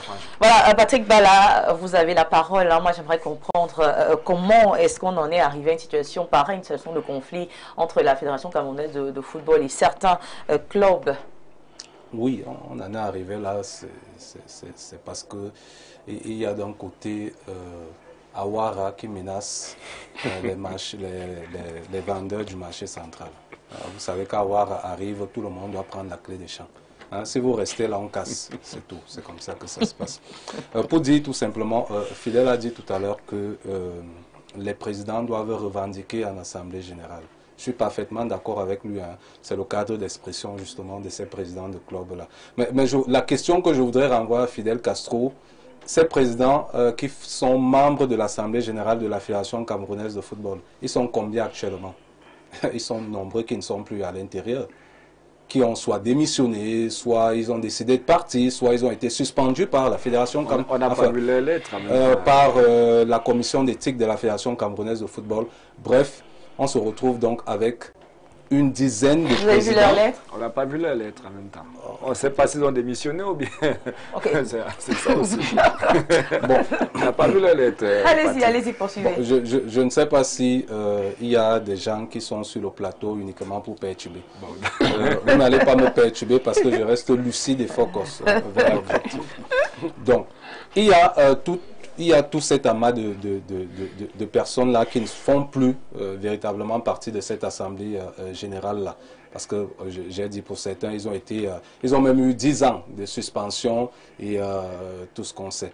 Maintenant, quand on parle du championnat qui se joue avec les arbitres, c'est Étienne qui l'a dit. J'ai envie de me poser la question, quels sont les arbitres qui jouent le championnat? Oui, c'est vrai, le championnat se joue avec les arbitres. Mais est-ce que ces arbitres ont qualité d'officier dans ce championnat-là? C'est encore toute c'est une autre problématique, c'est une autre paire de manches. Pourquoi? Parce que lorsqu'il y a eu le mot de grève d'Alioum Sidi, qui n'est pas n'importe qui dans l'arbitrage camerounais. Vraiment, personne ici ne peut contester la valeur d'Alioum Sidi. Alors, lorsque un monsieur comme celui-là, qui a à chaque fois relancé quand même la Fédération camerounaise de football pour qu'il y ait un cadre de dialogue, n'arrive pas à trouver, on parlait de dialogue tout à l'heure, n'arrive pas à trouver justement ce consensus-là, ce cadre-là qui va permettre justement à ce qu'il y ait des discussions entre les deux parties, décide donc, je pense après 2 ans, qu'il décide de mettre en marge ce mouvement de grève. On ne peut rien reprocher à Alioum Sidi. Moi, je suis proche de certains arbitres. J'ai été dans un match où un arbitre est parti de Garoua. Ça ne fait même pas... C'était avant que je n'aille en Côte d'Ivoire. Où il est parti de Garoua. Il se posait la question de savoir comment il va rentrer après avoir arbitré ce match. Qui l'a envoyé? Qui l'a envoyé, c'est la commission des arbitres qui se charge de le faire. Alors, vous allez vous rendre compte que la plupart des arbitres, les arbitres sérieux, n'arbitrent plus les matchs. D'ailleurs, récemment, la Fédération camerounaise de football a organisé un petit séminaire de recyclage de 2 jours. Moi, la question que je me pose, comment on peut recycler un arbitre de région en 2 jours pour aller arbitrer l'élite? Je sors d'un match tout à l'heure. Moi, je connais les arbitres. Où j'ai vu des arbitres de région que j'ai vu, ça ne fait même pas 3 semaines quelque part, qui arbitre aujourd'hui le championnat d'élite One. Est-ce que c'est sérieux? Non, c'est pas sérieux. Et lorsqu'on le dit, c'est pas parce qu'on déteste X ou Y. Il faut être sérieux dans ce qu'on veut faire. Lorsqu'on veut promouvoir un bon championnat, cela passe par l'équité, l'éthique. Et l'éthique renvoie à la notion de bon arbitrage pour un match. Lorsqu'on arbitre, on parlait de ventre affamé qui n'a point d'oreille. Lorsque vous avez un arbitre qui arrive dans un match, des arbitres qui appellent les présidents de club. Et lorsque vous, président de club, vous dites à l'arbitre que ce n'est pas à vous de payer l'arbitre, l'arbitre décide de vous gâter le match. Il y a encore équité dans un championnat pareil, je ne pense pas. Maintenant, lorsqu'on parle des démissions, il y a Bamboutos qui a démissionné. Etienne dit que Bamboutos va revenir. Moi, j'attends le championnat pour voir si Bamboutos va jouer. Il y a non, je vais vous dire, la personne qui a fait ce communiqué, premièrement, il n'est même pas au Cameroun. Il est en Inde. Et c'est celui qui a démissionné. Tabo, tu démissionnes non parce que tu parles encore. C'est comme si tu es chef service sport à Info TV. Tu démissionnes, mais tu viens encore parler du service sport d'Info TV. Vous n'accordez pas du crédit à celui qui est en poste, mais vous accordez du crédit à celui qui, lui, l'a démissionné. C'est quand même paradoxal. Non, vous n'avez pas besoin de gesticuler. Vous sortez de la France avec toute la fraîcheur de la France. Gardez la lucidité. C'est plutôt à vous que je demande de garder la lucidité. Je vais le mettre en poste, celui qui est en poste, mais vous préférez mettre à décompter celui qui lui a démissionné. Je pose un problème de principe. La personne qui l'a fait, ce n'est même pas Tabou. La personne qui est le directeur général de Bamboutos, c'est lui qui parle de Bamboutos en ce moment. Ce n'est pas Justin Tabou est président d'honneur de Bamboutos. Madame Et Justin Tabou est président d'honneur de Bamboutos de Mbouda. Il n'est même pas PCA. Il est président d'honneur de Bamboutos de Mbouda. Et il a démissionné en cette qualité-là. Il est resté membre de Bamboutos. Oui, être membre ne veut pas dire être décisionnaire. Et il continue à signer les communiqués. Être membre ne veut pas dire être décisionnaire. Vous pouvez être à Info TV, vous êtes journaliste. Ça ne veut dire pas que quand le PDG regroupe ses directeurs, vous êtes à l'intérieur. Vous ne faites pas partie des décisionnaires. Et c'est là pourquoi on prend toujours Info TV comme référence. On est en train de parler. Puisqu'on a commencé, allons-y avec Info TV. On est en train de parler de championnat. Pour dire tout simplement. On va se mettre à Patrick Bala de chuter. Vous voyez que depuis que je parle, hein, tout le monde, les gens parlaient, j'étais tranquille, tout le monde veut réagir. Vous avez l'impression que c'est de l'eau bénie qui est en train de se déverser sur les uns et les autres. Vous voulez dire quoi? Il y a des mauvais esprits sur le plateau? Effectivement, vous-même vous constatez. Donc, pour revenir aux choses plus sérieuses, il faudrait qu'il y ait un véritable cadre d'échange entre les acteurs de football. Et quand je parle d'acteurs de football, je parle des arbitres, je parle des entraîneurs, je parle des présidents de clubs, je parle du CTFP qui n'a même pas qui n'est adossé sur rien du tout. Parce qu'en réalité, c'est la fédération qui organise le championnat, ce n'est pas le CTFP. Maintenant, et là où je suis aussi outré, c'est que vous avez par exemple la subvention de l'État qui est arrivée depuis pas mal de temps. L'agent comptable du ministère auprès de la FECAFOOT a d'abord fait savoir qu'il allait se faire soigner en France. Il est arrivé, la subvention, 255 millions ont disparu. Aujourd'hui, on partage 300 et poussière de millions au président de club. Et vous savez encore comment ça se partage? J'ai un président, je vais donner son nom, le président de AS. Il a eu 2 millions de francs CFA dans son compte. Moi, quand j'ai appris, j'ai dit au président de AS que d'abord, il n'y a rien de mentionné, vous ne savez pas qui a envoyé. Il faut juste qu'il comprenne que c'est un donateur, qu'il ne mette pas ça dans son, dans son compte d'emploi bien après. Pour chuter, je veux tout simplement dire qu'il faudrait qu'on ramène une certaine équité au sein du football camerounais pour que les choses puissent marcher normalement. Merci beaucoup. Une équité qui est urgente, j'ai envie de le dire, au vu des conséquences que peuvent avoir ces actes-là, ces divisions. Voilà. Et quand on parle dans des conséquences sportives et même sociales, j'ai envie de demander au maître sur le plateau quelles répercussions, n'est-ce pas, cette crise pourrait avoir non seulement sur les joueurs, mais également voilà, au niveau de leur avenir professionnel. Vous parlez de crise. J'aurais la faiblesse de parler comme M. Kassolimbe pour dire qu'il n'y a pas en fait de crise. Bon, alors, si crise il y a, c'est une crise qui est suffisamment endogène entre les membres d'une seule et même association. On va opérer une scission, une dichotomie entre les acteurs du mouvement sportif au sein de la FECAFOOT et la FECAFOOT. Pourtant, c'est une seule et même entité. Il n'y a pas la FECAFOOT d'un côté et le club de l'autre. Ce sont les clubs, ces clubs-là, on l'a dit sur ce plateau, le club professionnel, le club amateur, n'est-ce pas, les associations de corps de métiers, les ligues décentralisées, voilà les membres de la FECAFOOT. Donc nous sommes ici dans un cadre où la FECAFOOT est en train de faire dans sa cuisine interne Sauf que les acteurs me semblent être des cordonniers mal chaussés, comme je m'avais dit, et parfois des cordonniers pas plus haut que leurs chaussures. En fait, ils se plaignent des choses dont ils devraient même trouver la solution. Nous, le principe, c'est sa propre chipitude. On l'a indiqué ici. Comment fait-on pour être sociétaire dans l'association FECAFOOT? Aller à l'Assemblée Générale, qui est la plateforme d'expression où on peut mettre sur pied tout le désirata. On ne le fait pas, on parle d'autre chose. On dit soutien à tel, on sort de là content, on met les écharpes, on ne revendique rien, mais sont sortis de l'Assemblée Générale dans la rue qu'on va se plaindre. Mais non. La meilleure tribune, c'est l'Assemblée Générale. Et les mécanismes de statut sont tels que, même si les points initiaux inscrits à l'ordre du jour ne vous conviennent pas, vous pouvez toujours agiter d'autres points à l'ordre du jour. Donc, je avoue ne pas comprendre que des sociétés vous disent que nous avons des doléances que nous devons formuler depuis 1 an, 2 ans, 3 ans. Nous n'avons jamais trouvé l'occasion de le faire. Mais vous deviez le faire à qui? C'est votre association. Le président qui est là, en fait, le président de la FECAFOOT, c'est le mandataire, c'est vous les délégués, 76 délégués, c'est vous qui l'avez élu, c'est vous les mandants. Vous lui avez donné un mandat et il vous rencontre. Et c'est ça, dans ce cas d'expression-là, que vous pouvez vraiment poser les vrais problèmes. Vous avez le droit à l'information.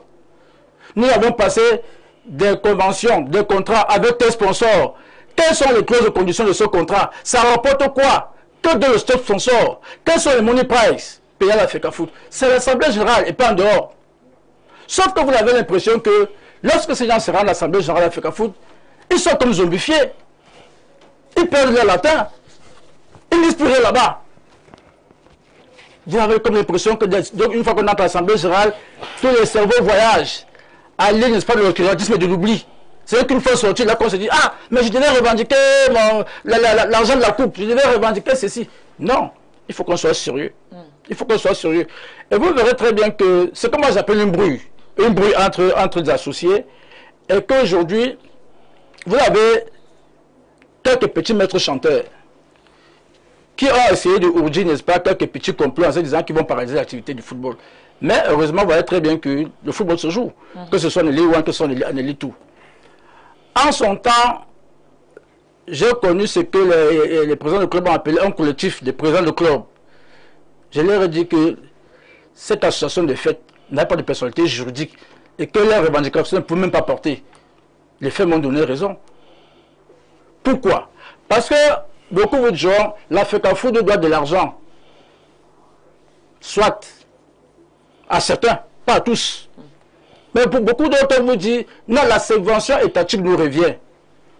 Mais à bien regarder, quels sont les bénéficiaires de la subvention étatique, les 560 millions? Ce ne sont pas les clubs. C'est bien identifié. Cet argent sert de complément salariaux aux 16 joueurs professionnels et à 3 dirigeants de l'encadrement technique. Mais les présidents ont voulu faire un tour de force. Non seulement en s'identifiant au club, mais en s'identifiant également à ces personnes-là. Le président du club n'est pas le club. Le club n'est pas le joueur. Bon, maître la personne morale de droit privé que le club n'est pas la personne physique maître le joueur. Vous voulez nous faire comprendre que cet argent étant disponible, on va prendre les comptes de chaque joueur pour verser l'argent à chaque joueur. C'est ce qui est en train de se faire actuellement. Il faudrait que je vous informe. Ce n'est pas possible. C'est ce qui est en train de se faire. Ce n'est pas possible. Ce n'est pas possible. Ce qui est en train d'être fait. Non, ce n'est pas ce qui est en train d'être fait. C'est ce qui est en train d'être fait. Fidel Castro, vous êtes en train de faire de la roubladise. Je ne fais pas de la roubladise. Le cas du canon que je maîtrise le mieux, la société ABC Finance est arrivé dans le canon sportif de Yaoundé, a ouvert les comptes aux joueurs du canon sportif de Yaoundé. Les clubs reçoivent de l'argent. D'ailleurs, c'est le club qui reçoit l'argent en ce moment. Là, je reconnais exactement le communicateur de ça n'a rien à voir. Je vous dis que ceux qui reçoivent le canon est là et il peut vous le dire. C'est le temps de parole de Maître Bissot, mais il est entré directement. mais si Maître Bissot dit des choses que j'estime ne pas être justes, je dois intervenir. Mais vous également des choses qui ne sont pas justes. Non, pas du tout. Monsieur, vous savez que je suis champion de ce type d'exercice. Non. Je viens sur ce bout d'émission. Non. Vous savez que je suis percutant pour cacher. Non, c'est pas voilà. Vous n'allez pas permettez-moi d'être bête, vous allez corriger après. Allez-y. Je indiquais donc que Allez-y, Maître Bissot. il faut commencer par identifier les bénéficiaires de la subvention. Ce ne sont pas les clubs, ce sont les joueurs et les 6 encadreurs techniques. Lorsque je l'ai dit, ça voudrait dire quoi? Ça voudrait dire qu'en principe, si ces présidents de club étaient honnêtes, ce qu'ils auraient dû faire, c'est de communiquer tout simplement les relevés d'identité bancaire de leurs joueurs et encadreurs, soit la FECAFOOT, soit au ministère. Bon, si moi je suis faux Azur, si je suis club et que les clubs doivent être des sociétés et que j'ai payé mes joueurs, j'ai payé régulièrement mes joueurs, on fait la paye x2. Voilà ce que M. Bala ne comprend justement pas. Et cela se trouve dans, n'est-ce pas, l'entourloupe que le président veut entretenir. Les présidents de club aujourd'hui veulent identifier le complément salarial au salaire initial. C'est ça. C'est deux choses différentes. Pas du tout. Et c'est la raison pour laquelle... On va permettre de chuter. C'est la raison pour laquelle... Ne mélangez pas tout le club. Des gens vous disent qu'on demande de justifier quoi? Mais qui reçoit les deniers publics? C'est la FECAFOOT qui reçoit les deniers publics. La FECAFOOT doit pouvoir prouver que lorsque j'ai payé un complément salarial, à ce complément correspond un salaire initial effectivement payé. Tant que vous donc, vous ne pouvez pas justifier avoir payé le salaire, qui est le principal ici, l'accessoire qui est le complément ne peut pas vous être accordé. Et cela arrive pourquoi? Parce que le SNAFOC, le syndicat des footballeurs camerounais, ont justifié ici. Vous parlez de quoi? A arrêté un paramètre de salaire de clubs professionnels. Ce paramètre démontre que la plupart des clubs professionnels ne payent pas leurs joueurs. D'accord. Merci beaucoup. On va passer la parole également à M. Bizima. M. Bizima, toi-même tu sais que tu ne peux pas le dire. Voilà. C'est pas sérieux ce que vous faites sur le plateau ce soir. J'ai envie de savoir. Maître Bissot et toi, c'est pas sérieux. Je crois que quand elle veut parler, je ne voudrais pas interrompre. C'est un débat. Quelle est donc aujourd'hui la valeur de notre championnat, si on veut essayer de faire une certaine comparaison avec d'autres pays africains? Je dis, monsieur Bizima. Attendez, moi je vais vous dire la vérité. Dites-nous la vérité. Comme quelqu'un un Camerounais normal, nous avions une grande opportunité avec Samuel Eto'o-Fils de son arrivée à la FECAFOOT. Mais pourquoi l'opportunité? Parce que par rapport à ses relations, par rapport à son entre-gens, on était à attendre que, effectivement, aujourd'hui, qu'il y ait une évolution certaine. Que ce soit au niveau organisationnel, parce qu'il avait la possibilité de faire venir et de sponsoriser beaucoup d'argent. Exactement. Parce que ce soit au niveau de son influence, c'est-à-dire qu'il a même au sein du gouvernement, c'est-à-dire qu'il pouvait réunir un certain nombre de personnes et avoir beaucoup de facilité. Exact. Mais nous avons gâché cette opportunité. Cette opportunité est que quand j'écoute ce qui se passe aujourd'hui, on se retrouve avec les gens d'un côté qui ne disent pas la vérité à Samuel Eto'o. De l'autre côté, qui cherchent à justifier l'injustifiable. Et c'est le problème que nous avons au Cameroun. Parce que dans tous les cas, quand votre employeur fait quelque chose et que vous n'arrivez pas à lui donner votre point de vue, quitte à ce qu'il ne suive pas ce point de vue, et plutôt l'amener dans un cadre qui n'est pas un bon cadre, vous ne rendez pas service à ce monsieur. Parce que Samuel Eto'o-Fils en lui-même, c'est un très... il est très grand, c'est une star. Et j'avais dit quelque part que les Camerounais ne savent pas gérer les stars. Il est star, il n'est pas forcément manager.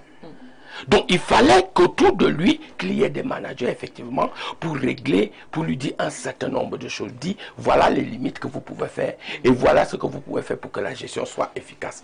Mais malheureusement, il n'y en a pas. Bon, je vais aller d'un côté ou d'un autre. Je prends juste le cas d'une entreprise parce que j'ai eu la chance de faire un certain nombre d'activités à la FECAFOOT comme Estène. Quels sont les revenus de la FECAFOOT? Il y a d'abord les revenus internes. C'est-à-dire qu'ils peuvent venir de la FIFA, je ne sais pas, des sponsors, etc. Mais il y a les revenus qui viennent du gouvernement. Et ceux revenus qui viennent du gouvernement, eux, ils sont assujettis au contrôle supérieur de l'État. Ça veut dire qu'on doit contrôler et regarder est-ce que cet argent a été bien utilisé. Il y a ce qu'on appelle en français faute de gestion. La faute de gestion n'est forcément pas un détournement. La faute de gestion, c'est quoi, madame? C'est que vous avez dit que vous allez acheter le téléphone. Mais à un moment donné, vous ne sentez plus la nécessité du téléphone, alors que le problème du BIC se pose là. Vous prenez le budget qui est fait pour le téléphone, vous achetez le BIC. Vous avez fait une faute de gestion et on peut vous condamner. Alors, mais qu'est-ce qui se passe si je ne prends qu'un cadre? Les clubs, d'une manière ou d'une autre, hein, les clubs sont des entreprises aujourd'hui au Cameroun parce qu'on exige à ces clubs d'affilier leurs joueurs à la Caisse nationale de prévoyance sociale. Ça rime à société. Ce sont des sociétés en bonne et due forme. Moi, j'ai vu, je prends l'exemple à un moment donné de Canon. Quand, je ne sais pas, on m'a dit, non, viens être membre du conseil d'administration. Quand une entreprise est membre du conseil d'administration, ça veut dire que cette entreprise a une direction générale. Ça veut dire que cette entreprise fonctionne comme une société et doit affilier son personnel. Et quel est le personnel principal des clubs? Ce sont les joueurs. Et vous ne pouvez pas donc dire que cette entreprise-là, quand il fonctionne, même s'il fallait que c'est l'État qui en vienne à donner la subvention à cette entreprise, va donner directement aux éléments de cette entreprise. Ça ne marche pas. Il faut savoir dire ça, il faut savoir être honnête, sans toutefois être contre Samuel Eto'o, n'est-ce pas? Et lui dit que, monsieur, il y a un problème. Au Cameroun, il y a le code du travail qui définit tout. C'est comme si vous allez dire un jour que la subvention que l'État donne aux médias, n'est-ce pas? Cette subvention-là, que de donner ça aux propriétaires des médias, on vient au site Viviane, au site tel, et l'État vous donne directement cette subvention. On vous envoie au compte de l'État. J'ai dit, la subvention n'est pas verbale. La subvention n'est pas verbale. Non, permettez que j'ai dit. Non, permettez que je termine. Alors, mais je dis ceci. Ce qui se fait là n'est pas faisable. Moi, je le dis, c'est moi, Samuel Eto'o est une opportunité. Et je continue à dire qu'il faut mieux recadrer l'opportunité. C'est vous qui le dites, d'autres ne passent pas à une opportunité. Je continue à dire que ce qui se justifie n'est pas justifiable. Pourquoi? Parce que l'AFECAFOOT en elle-même est une organisation qui fonctionne comme une entreprise. Est-ce que vous savez que la FECAFOOT a le devoir d'affilier son personnel? Par exemple, à la CNPS, il a d'abord un personnel. C'est-à-dire le président de la FECAFOOT, le secrétaire général de la FECAFOOT, qui est un administratif. Est-ce que vous comprenez? Et je vous dis que l'argent que l'État donne, si le contrôle supérieur de l'État se rend compte que cet argent-là n'a pas servi à l'intérêt que la FECAFOOT a dit que cet argent servirait, le président de la FECAFOOT peut immédiatement aller au TCS comme tout autre gestionnaire. Alors, mais je conclus en disant, non, si aujourd'hui on laisse à dire Viviane que non, on va faire le bricolage, peut-être parce que les entreprises revendiquent, on les met de côté, on va prendre d'autres arbitres, on prend de côté, on prend d'autres arbitres. Non, si un club a démissionné, non, il faut continuer. Non, ça veut dire qu'il n'y a pas un climat serein. Et le climat serein attendu ici, c'est que effectivement, qu'on permette qu'il y ait un véritable dialogue franc entre les différents partenaires pour que les solutions soient trouvées. On revient justement au dialogue social. Justement, on a l'impression également que voilà, ces acteurs du football ont du mal à s'exprimer d'une même voix. Peut-être c'est également un gros problème que pose cette thématique aujourd'hui. Étienne Bala, vous avez la parole. Alors, j'aime bien la thématique. Hein. Ouais, j'insiste qu'on reste sur le mot crise. Oui. C'est pour ça qu'il ne faut pas qu'on enlève certaines choses qu'on peut revendiquer à la Fédération camerounaise de football. Oui, il y a des choses qu'on revendique à cette fédération. Parce qu'il y a des... J'aime bien dire ça, il y a des promesses qui n'ont pas été, du moins, réalisées. Oui, ça, c'est vrai, d'une part. Maintenant, il y a d'autres choses. C'est pour ça qu'il ne faut pas qu'on se perde beaucoup dans la thématique, Viviane Andrea. Parce que quelqu'un a parlé des présidents de club et je suis d'accord à ce niveau. Tous les présidents de club ne sont pas sérieux. Ça, c'est vrai. Parce que lorsque vous me parlez de subventions de l'État, pourquoi les présidents de club veulent que la subvention de l'État aille, du moins, arrive au niveau du club, alors que l'État dit que je paie les salaires des joueurs, tu vois un peu, c'est-à-dire que le personnel du club, c'est-à-dire que joueurs, encadreurs et c'est pas quoi. Point bas, c'est 2 points. C'est fini. Il y a un contrôle. C'est fini. Il y a un Alors contrôle pourquoi qui se le président de club veut absolument que l'argent lui revienne? C'est pour ça qu'il y a Parce que c'est une société. Moi je voulais... Parce que c'est une société. Vous voulez aller loin, Patrick Bala. Dans ta société, on ne va pas imposer que quelqu'un devienne payer des employés. Ça ne se fait pas. Non, tu ne peux pas dire ça. Vous avez parlé tout à l'heure. C'est que vous êtes... C'est un salaire. Je sais que vous défendez bien parce que vous êtes personnel d'un club. Non, ça n'a rien à voir. Oui, alors moi je voulais aller un peu plus loin. Oui, allons-y. Lorsque vous êtes club, d'ailleurs, lorsque vous créez votre entreprise, vous n'attendez pas toujours que c'est l'État qui vienne subventionner votre voilà. Il faut avoir des arguments solides pour exister, pour rester là, exister. Alors moi je pense qu'il y a des mesures qui sont un peu dues aujourd'hui au niveau de la Fédération camerounaise de football, des mesures qui vont faire à ce que certains clubs disparaissent. Il faut dire la réalité parce que, et j'aime bien parce que le général Pierre Semengue, certainement qu'il n'aura quelque part. Il avait implémenté ça lorsque la Ligue de football professionnel existait. Il avait dit il y a un cahier de charge pour être club professionnel. Alors, lorsque vous remplissez ce cahier de charge, vous devez être club professionnel. Mais malheureusement, il y a toujours les manœuvres basses. Et c'est ça qu'on décrit dans le football camerounais. Est-ce que... Attendez, il y a quelque chose. Viviane, ça va vous aider. Je voulais demander si l'Africa Foot doit payer directement l'argent aux joueurs. Qui va reverser les retenues qui doivent aller aux impôts? Il n'y a pas un agent comptable à l'Africa Foot? Il y en a. Non. C'est pas comme ça que ça marche. C'est pas comme ça que ça marche. Ça ne marche pas comme ça. Non, ça marche. Vous n'allez pas quand même dire comment fonctionne une entreprise. Je suis spécialiste de ça. Les entreprises, la retenue est faite à la source. Moi, mais la banque, on me donne l'argent comptable déjà retraité, c'est 11%. Je vous dis comment ça marche. Je me dis non. C'est en temps de parole. Qui va payer la CNPF de ces joueurs? Je vous dis. Attends, qui va payer? Quand vous voulez. Qui va les affilier? Quand vous C'est les hommes qui vont affilier. Et c'est ils sont en train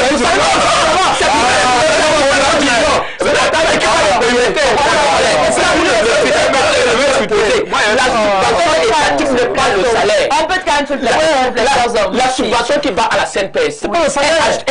Ce qu'on retransmet pour la CNPS, c'est sur le salaire. Alors, je vais vous dire.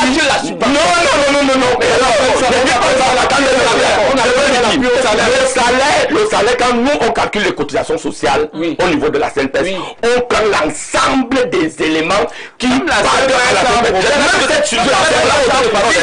Allez, j'espère que ça va vous aider. Non, ça va m'aider parce que vous dites vous dites être totalement faux, ça ne doit pas m'aider. Je prends un exemple.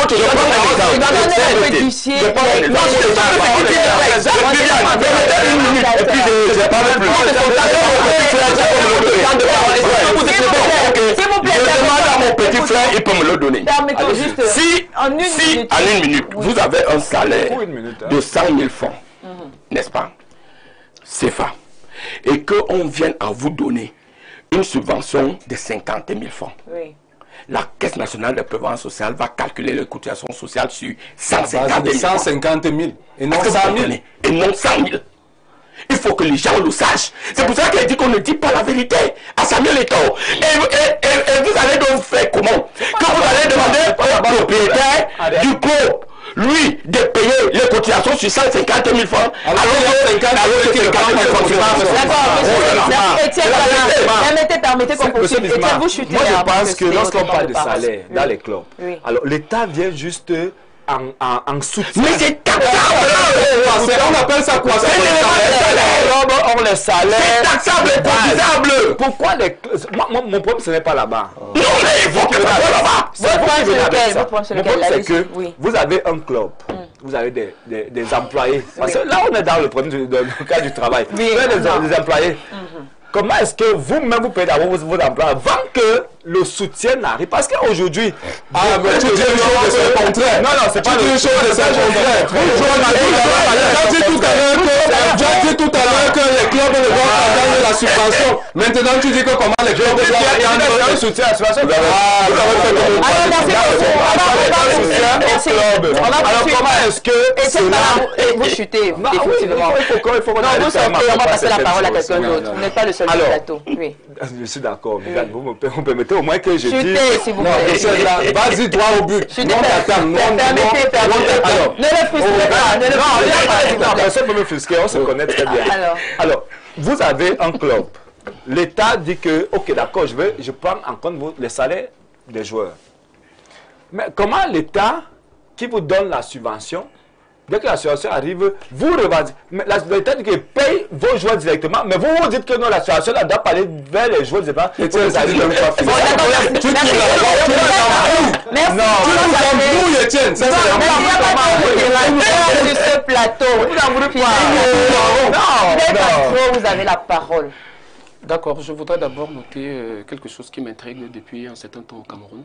C'est que lorsqu'on veut faire un débat, on fait une fixation sur des personnes. Moi, ce genre de débat me dérange un peu, simplement parce que lorsqu'on pose une problématique, elle est globale. La question de la subvention aujourd'hui n'est pas la question liée à la personne de M. Eto'o. Je ne sais pas pourquoi on vient nous dire qu'on ne conseille pas M. Eto'o, on ne dit pas ceci à M. Eto'o, comme si le débat tourne autour de M. Eto'o. Je crois que j'ai... C'est lui le président. Permettez, s'il vous plaît. C'est lui qui est juridiquement responsable. Bon, d'accord, allons-y. Il faut lui dire la vérité. Et c'est pour ça qu'aujourd'hui, on dit que le débat au Cameroun est pauvre. Parce qu'on a l'impression que quand on ouvre le débat, et tout à gauche, et tout à droite, et tout monté, et tout descendu. Je voudrais, j'ai en face de moi deux journalistes, des très grands journalistes d'investigation. Bien sûr. Patrick Bala, c'est lui qui a dit que la question de la subvention relative à l'appui au salaire se pose depuis le général Semengo. C'est ce que je disais tout à l'heure. Monsieur Bala, vous savez que les présidents de club ont arrêté les championnats camerounais à cause de cette subvention. Je suis d'accord. Est-ce que c'était monsieur Eto'o? Non, pas du tout. Pourquoi lorsqu'on pose un problème, on dit il faut conseiller monsieur Eto'o, et tout à gauche, et tout à droite? Non, monsieur, vous... Même lui, on a pas conseillé. C'est moi qui est affilié avec... Ça va écouter. On l'a pas conseillé. On n'a pas aussi bien conseillé monsieur Semengo? Oui. On a parce que moi je lui ai dit qu'on va écouter. On n'a pas aussi bien conseillé M. Joseph Owona. On n'a pas aussi bien conseillé M. Tombi Aroko. On n'a pas aussi bien conseillé M. Api. Quand je vous dis que vous faites du mal aux Camerounais, on a une question qui est posée. Vous venez dire ici que et toi à gauche, et toi à droite. Moi je me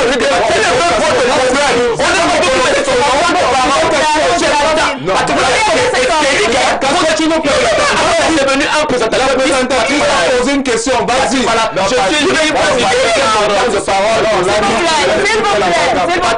Je vous dis qu'on ne peut pas passer quand on pose une problématique professionnelle.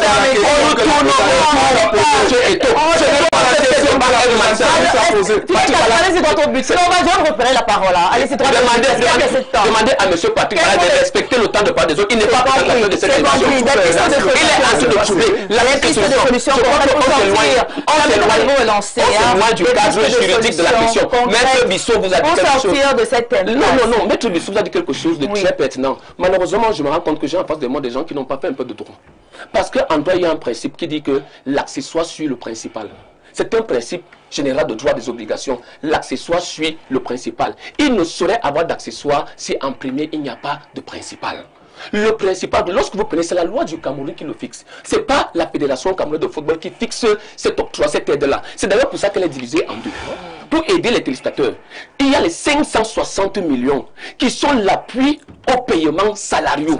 Et il y a les 350 millions qui sont liés à l'organisation matérielle du championnat. Et lorsque la loi avait été prise, il me semble en 2011, et elle a été encore modifiée quelques temps après, cette loi vous dit que il s'agit, et la loi vous dit que le salaire minimum, vous savez que sous Sédou, ça a été revu à la baisse. Sédou avait ramené de 100 000 à 50 000 francs CFA. Ça veut dire que, et n'oubliez pas, cher monsieur, c'est que le football, les joueurs sont liés par le club, par un contrat intuitif personnel. Ça veut dire que moi, Fidel Castro, quand je signe à Faux Vazur, qui est un très bon club, je peux signer à Faux Vazur pour un salaire de 700 000 francs CFA. Vous le saviez? Si je signe à 700 000, Maître Bissot, qui ne joue pas au football comme moi, parce que moi je suis un très bon joueur de football. Lui, il va aller signer dans le même club à 100 000 francs CFA. Le contrat est d'abord intuitif, personnel, il faut le comprendre. Maintenant, l'État vous dit que la base que moi je donne, au-delà des contrats que vous, chacun peut signer individuellement, ma base c'est que je donne à tout le monde 100 000 francs CFA. C'est ce qui est dit dans la loi. Malheureusement, les gens ne maîtrisent pas le cadre légal de ce qui est fait. Les gens vont se prendre dans une fixation de personnes. Et aujourd'hui, lorsque la fédération vous dit que je vais appliquer les textes et la fédération parmi les cahiers de charges, et c'est là où je suis très étonné que Patrick Bala le dise, lui qui est média officieux, ça fait partie de l'une des... La fédération vous dit en début de saison, vous me déposez les joueurs, leur numéro de licence ainsi que leur compte bancaire. C'est une obligation que la fédération fait au club. Mais malheureusement, Viviane Andrea, ça c'est que a besoin de demander les numéros de licence des joueurs. La fédération a les licences des joueurs a besoin de demander. Non, elle ne demande pas. Elle vous dit, parce que c'est le joueur, c'est le club qui introduit sa demande de licence. La fédération vous attribue un numéro. Ce que le gars, ce qu'il refuse de dire, c'est ce qui est en train de se passer, que sur les 30 joueurs qu'on exige pour les clubs professionnels, vous savez combien sont véritablement des joueurs à l'intérieur? Non, dites-nous. Peut-être 10. D'accord, merci. On crée des noms fictifs. C'est ça la noms fictifs qui n'ont rien à voir. C'est pour ça que les on ne peut pas avoir 10 joueurs. Oui, j'en connais. On ne peut pas avoir 10 joueurs. On va passer à Maître Bissot. C'est la mauvaise fortification. Calmez-vous. Tu ne peux pas sortir de la France, tu te purifies, tu arrives ici, la malédiction te poursuit. Maître Bissot, alors qu'à pourrait jouer les anciens footballeurs, les médias, même la diaspora, n'est-ce pas, dans le cadre, ou alors dans le but de trouver des solutions face à cette situation? Je l'ai déjà indiqué, je pense que je vais peut-être me répéter. Le problème qui se pose aujourd'hui relève de la cuisine interne de la FECAFOOT. Les journalistes, les médias sont des tiers absolus. Selon vous. Sont des tiers absolus. Ils peuvent peut-être faire refus de conseil auprès des uns des autres pour mieux comprendre certaines choses. Mais quand vous avez les journalistes comme Bala, quand ils se comportent comme ça, parce qu'il a donné quel bon conseil. Il donne son avis. Il va donner le mauvais conseil. Moi, je pense que ça vous arrange. Je pense que je vais donner le mauvais conseil. Vous savez que je suis très pointu quand il s'agit de la technique. Je ne viens pas à la télé pour venir parler d'un droit tordu. Au moins, on sait qu'on me regarde. Magistrat, avocat, pour cette université me regarde. Je me dois. Alors, votre avis. Il n'y a donc pas. Ne commencez pas déjà à faire la confusion entre le complément salarial qui est imposable et le salaire des joueurs contenu dans le contrat qui est également imposable. Ne faites jamais plus cette confusion. De deux, c'est des clubs qui ont décidé de se retirer du championnat. Ils doivent comprendre qu'en début du championnat, on constitue un dossier d'engagement à travers lequel on s'oblige à participer au championnat. C'est même s'ils reviennent, qu'ils sachent que, d'ailleurs, ceux qui ont dit qu'ils ne peuvent pas, qui ont démissionné, justement. On ne sait pas encore pourquoi, parce qu'ils sont toujours programmés. On constate l'absence sur le terrain. Le moment venu, la commission de modération de discipline va prendre les sanctions qui s'imposent, notamment le forfait.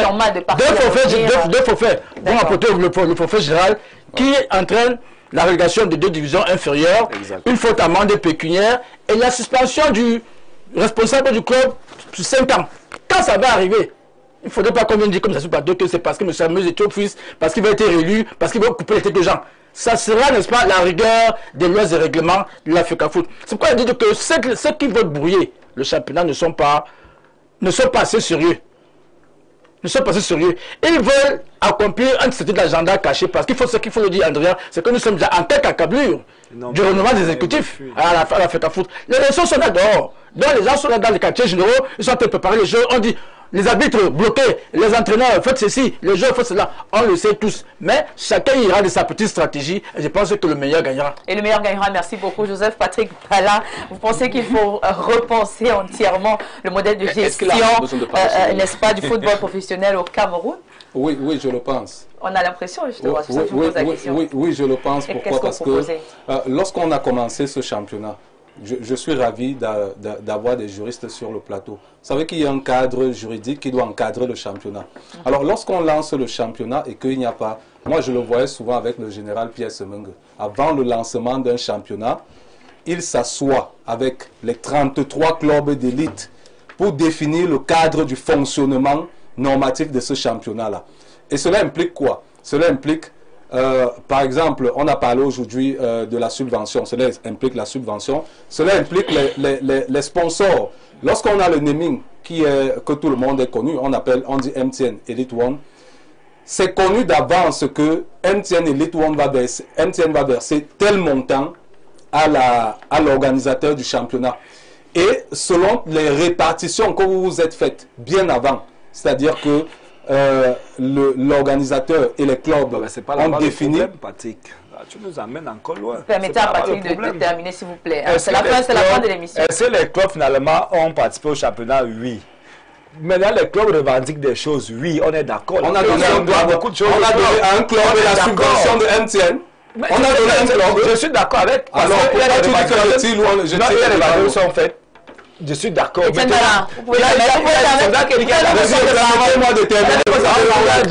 à l'Assemblée générale, aller poser le problème là-bas. C'est pour dire que si aujourd'hui on se retrouve avec autant de problèmes, c'est parce qu'il n'y a pas eu ce dialogue à la base. Non, c'est pas vrai. C'est ce dialogue qui devait fixer l'orientation donnée à l'organisation de ce championnat. Ça veut dire que la subvention va arriver. Voilà comment la subvention sera diligentée. Les recettes de stade, voilà comment, vous savez qu'il y a l'épineuse, la question des recettes de stade. Où aujourd'hui, le ministre secrétaire général de la présidence de la République a été obligé, c'est la première fois que ça arrive dans ce pays, de sortir une note où on dit, parce que la fédération avait demandé au club que, vu que je n'ai plus assez de moyens pour louer les stades, chaque club doit louer son stade, et il y a eu des problèmes. L'État a sorti un document faisant état de ce que l'État a versé 350 millions pour l'organisation du championnat. L'organisation du championnat, c'est quoi? Les stades à hauteur de 200 millions de francs CFA et les arbitres qui revendiquent aujourd'hui à hauteur de 150 millions de francs CFA. Et qui va payer les sanitaires? Alors, si vous... Qui va payer les sanitaires? Tout ça est englobé. Non. Alors, si c'est ça qui est la mauvaise chose. L'État n'a jamais payé cette décision. C'est comme ça que ça se passe dans le football. Ce n'est pas comme ça, ce n'est pas écrit comme ça. Et la lettre ne vient pas après. Non, c'est pas comme ça. Et c'est pas comme ça. C'est pas comme ça. Je suis en train de conclure en disant que si il y avait sera maintenu. Il y avait donc eu... Vous avez déjà organisé pour que Faux-Vajus ne soit pas maintenu. Faux-Vajus sera maintenu, je vous le rassure. On vient de gagner un but à 0 face à Stade. Alors quand vous gagnez un but à 0, les habitants sont connectés. Quand vous allez perdre, c'est notre effort personnel. 22. Oui, c'est ça qui est la mauvaise foi. Je suis en disant que s'il y avait eu cette organisation-là au préalable, il n'y aurait pas eu toutes ces revendications. Et c'est pour ça que je maintiens le terme, la crise vient des revendications qui naissent du fait qu'il n'y ait pas eu un cadre normatif d'avant début de championnat. Il y a quelques messages. Bonsoir au panel. Dites-nous, vous coupez les impôts sur les primes sur vous donnez aux joueurs qui viennent s'asseoir sur les bancs et prennent 350 millions, je crois, sont joués. La subvention est une prime sur l'État, sur ce que l'État octroie pour la bonne marche du football dans son pays. Patrick Balafé dans la mauvaise foi. Franck de Boquito. Lui, il ne sait même pas d'abord jouer au football. Bonsoir sur le plateau, très fier de vous suivre depuis Mbalmaï. En ce qui concerne la subvention reversée au club, que disent les textes par rapport aux deux idées divergentes? Il y a un règlement intérieur du championnat. C'est la lecture des messages, ton temps de parole est passé. Bonsoir Viviane, votre panel, loin du débat. Patrick Bala coupe tout le monde alors que je ne vais pas lire la suite. Vous respectez quand même mes panélistes. Hein. Alors bonjour, Eto. Encore Eto. Est-ce qu'on parle d'Eto? Il dit fidèle, s'il n'a rien à dire, il doit rentrer, dormir et se reposer. D'accord. Et puis il dit Eto doit partir vite possible de la fédération. Bon, heureusement, c'est pas à vous qui décidez. Voilà, bonsoir. Très belle thématique. Mais s'il vous plaît, il faut dire au monsieur en habit noir, voilà, de respecter ses interlocuteurs et de ne pas prendre la parole comme au village. Il a l'air sympathique. Concernant la crise, peut-être c'est moi. Il faut relever que certains présidents de club par le passé fonctionnaient dans l'anarchie. Maintenant que Samuel Eto'o veut réglementer les choses, les vieilles habitudes ne veulent plus se plier. Pourquoi les présidents de club ne veulent pas fournir les justificatifs des paiements, des salaires des joueurs pour avoir leurs subventions? Parce que ça n'existe pas. Ceux qui ont déposé bénéficient déjà de cette prime-là. Ouais, c'est là le vrai problème. Donc, vous voyez que, voilà. Alors, pour le championnat, bonsoir Info Télévision. Pour le championnat camerounais, il faut bien expliquer et implémenter le modèle économique s'il existe.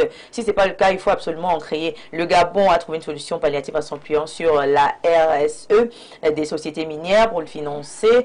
Et les clubs participants doivent se conformer à un cahier des charges avec toutes les obligations, charges salariales, fiscales et sociales. Arthur Mbina.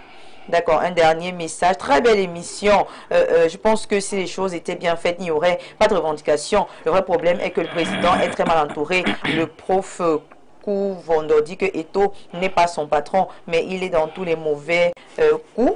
Peut-être qu'ils sont venus pour tout gâter à la fédération. Voilà Castro qui vous dit qu'il n'y a aucun problème et ne laisse personne parler. Il n'accepte pas la contradiction. D'accord. Alors dites aux deux messieurs qui s'agitent beaucoup sur le plateau de dire merci à Dieu d'avoir comme adversaire un monument des débats télévisés au Cameroun comme monsieur Bidiaoundi. Eto, c'est notre prophète. Qu'il ait raison ou pas, il a raison. Et le président...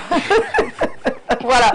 Merci beaucoup, chers panélistes. C'était un très beau débat. Merci, M. Bidima. Merci, Maître Bissot. Merci, Fidel Castro, Étienne Bala et Joseph Patrick Bala, notre maestro. Tout est bien qui finit bien. Beaucoup de Bala sur le plateau et des voyageurs également. J'espère que vous êtes déjà acclimatés à nouveau avec le temps qu'il fait ici. On va donc voilà, sortir de cet échange. Peut-être M. Bidima ne va pas dire que ça peut aussi Bissot comme moi. Ah, que ça n'a que maternelle. Quelle coïncidence. C'est Bidima Bissot. Oh là là. Donc des Bissot, des Bala. Il y a Fidel Castro qui va se retrouver. Parce que tu as un imposteur. Ça coïncide aussi. En tout cas, cette crise que l'on retrouve voilà, au sein des championnats d'élite One-Two est le reflet des fragilités, ça il faut le dire, hein, que l'on retrouve dans le football professionnel. Il faudra juste qu'on puisse d'achat pour une autre édition avec des thèmes encore plus intéressants, toujours aussi croustillants. Sur ce, je vous souhaite de passer un agréable week-end. Bon vendredi à tous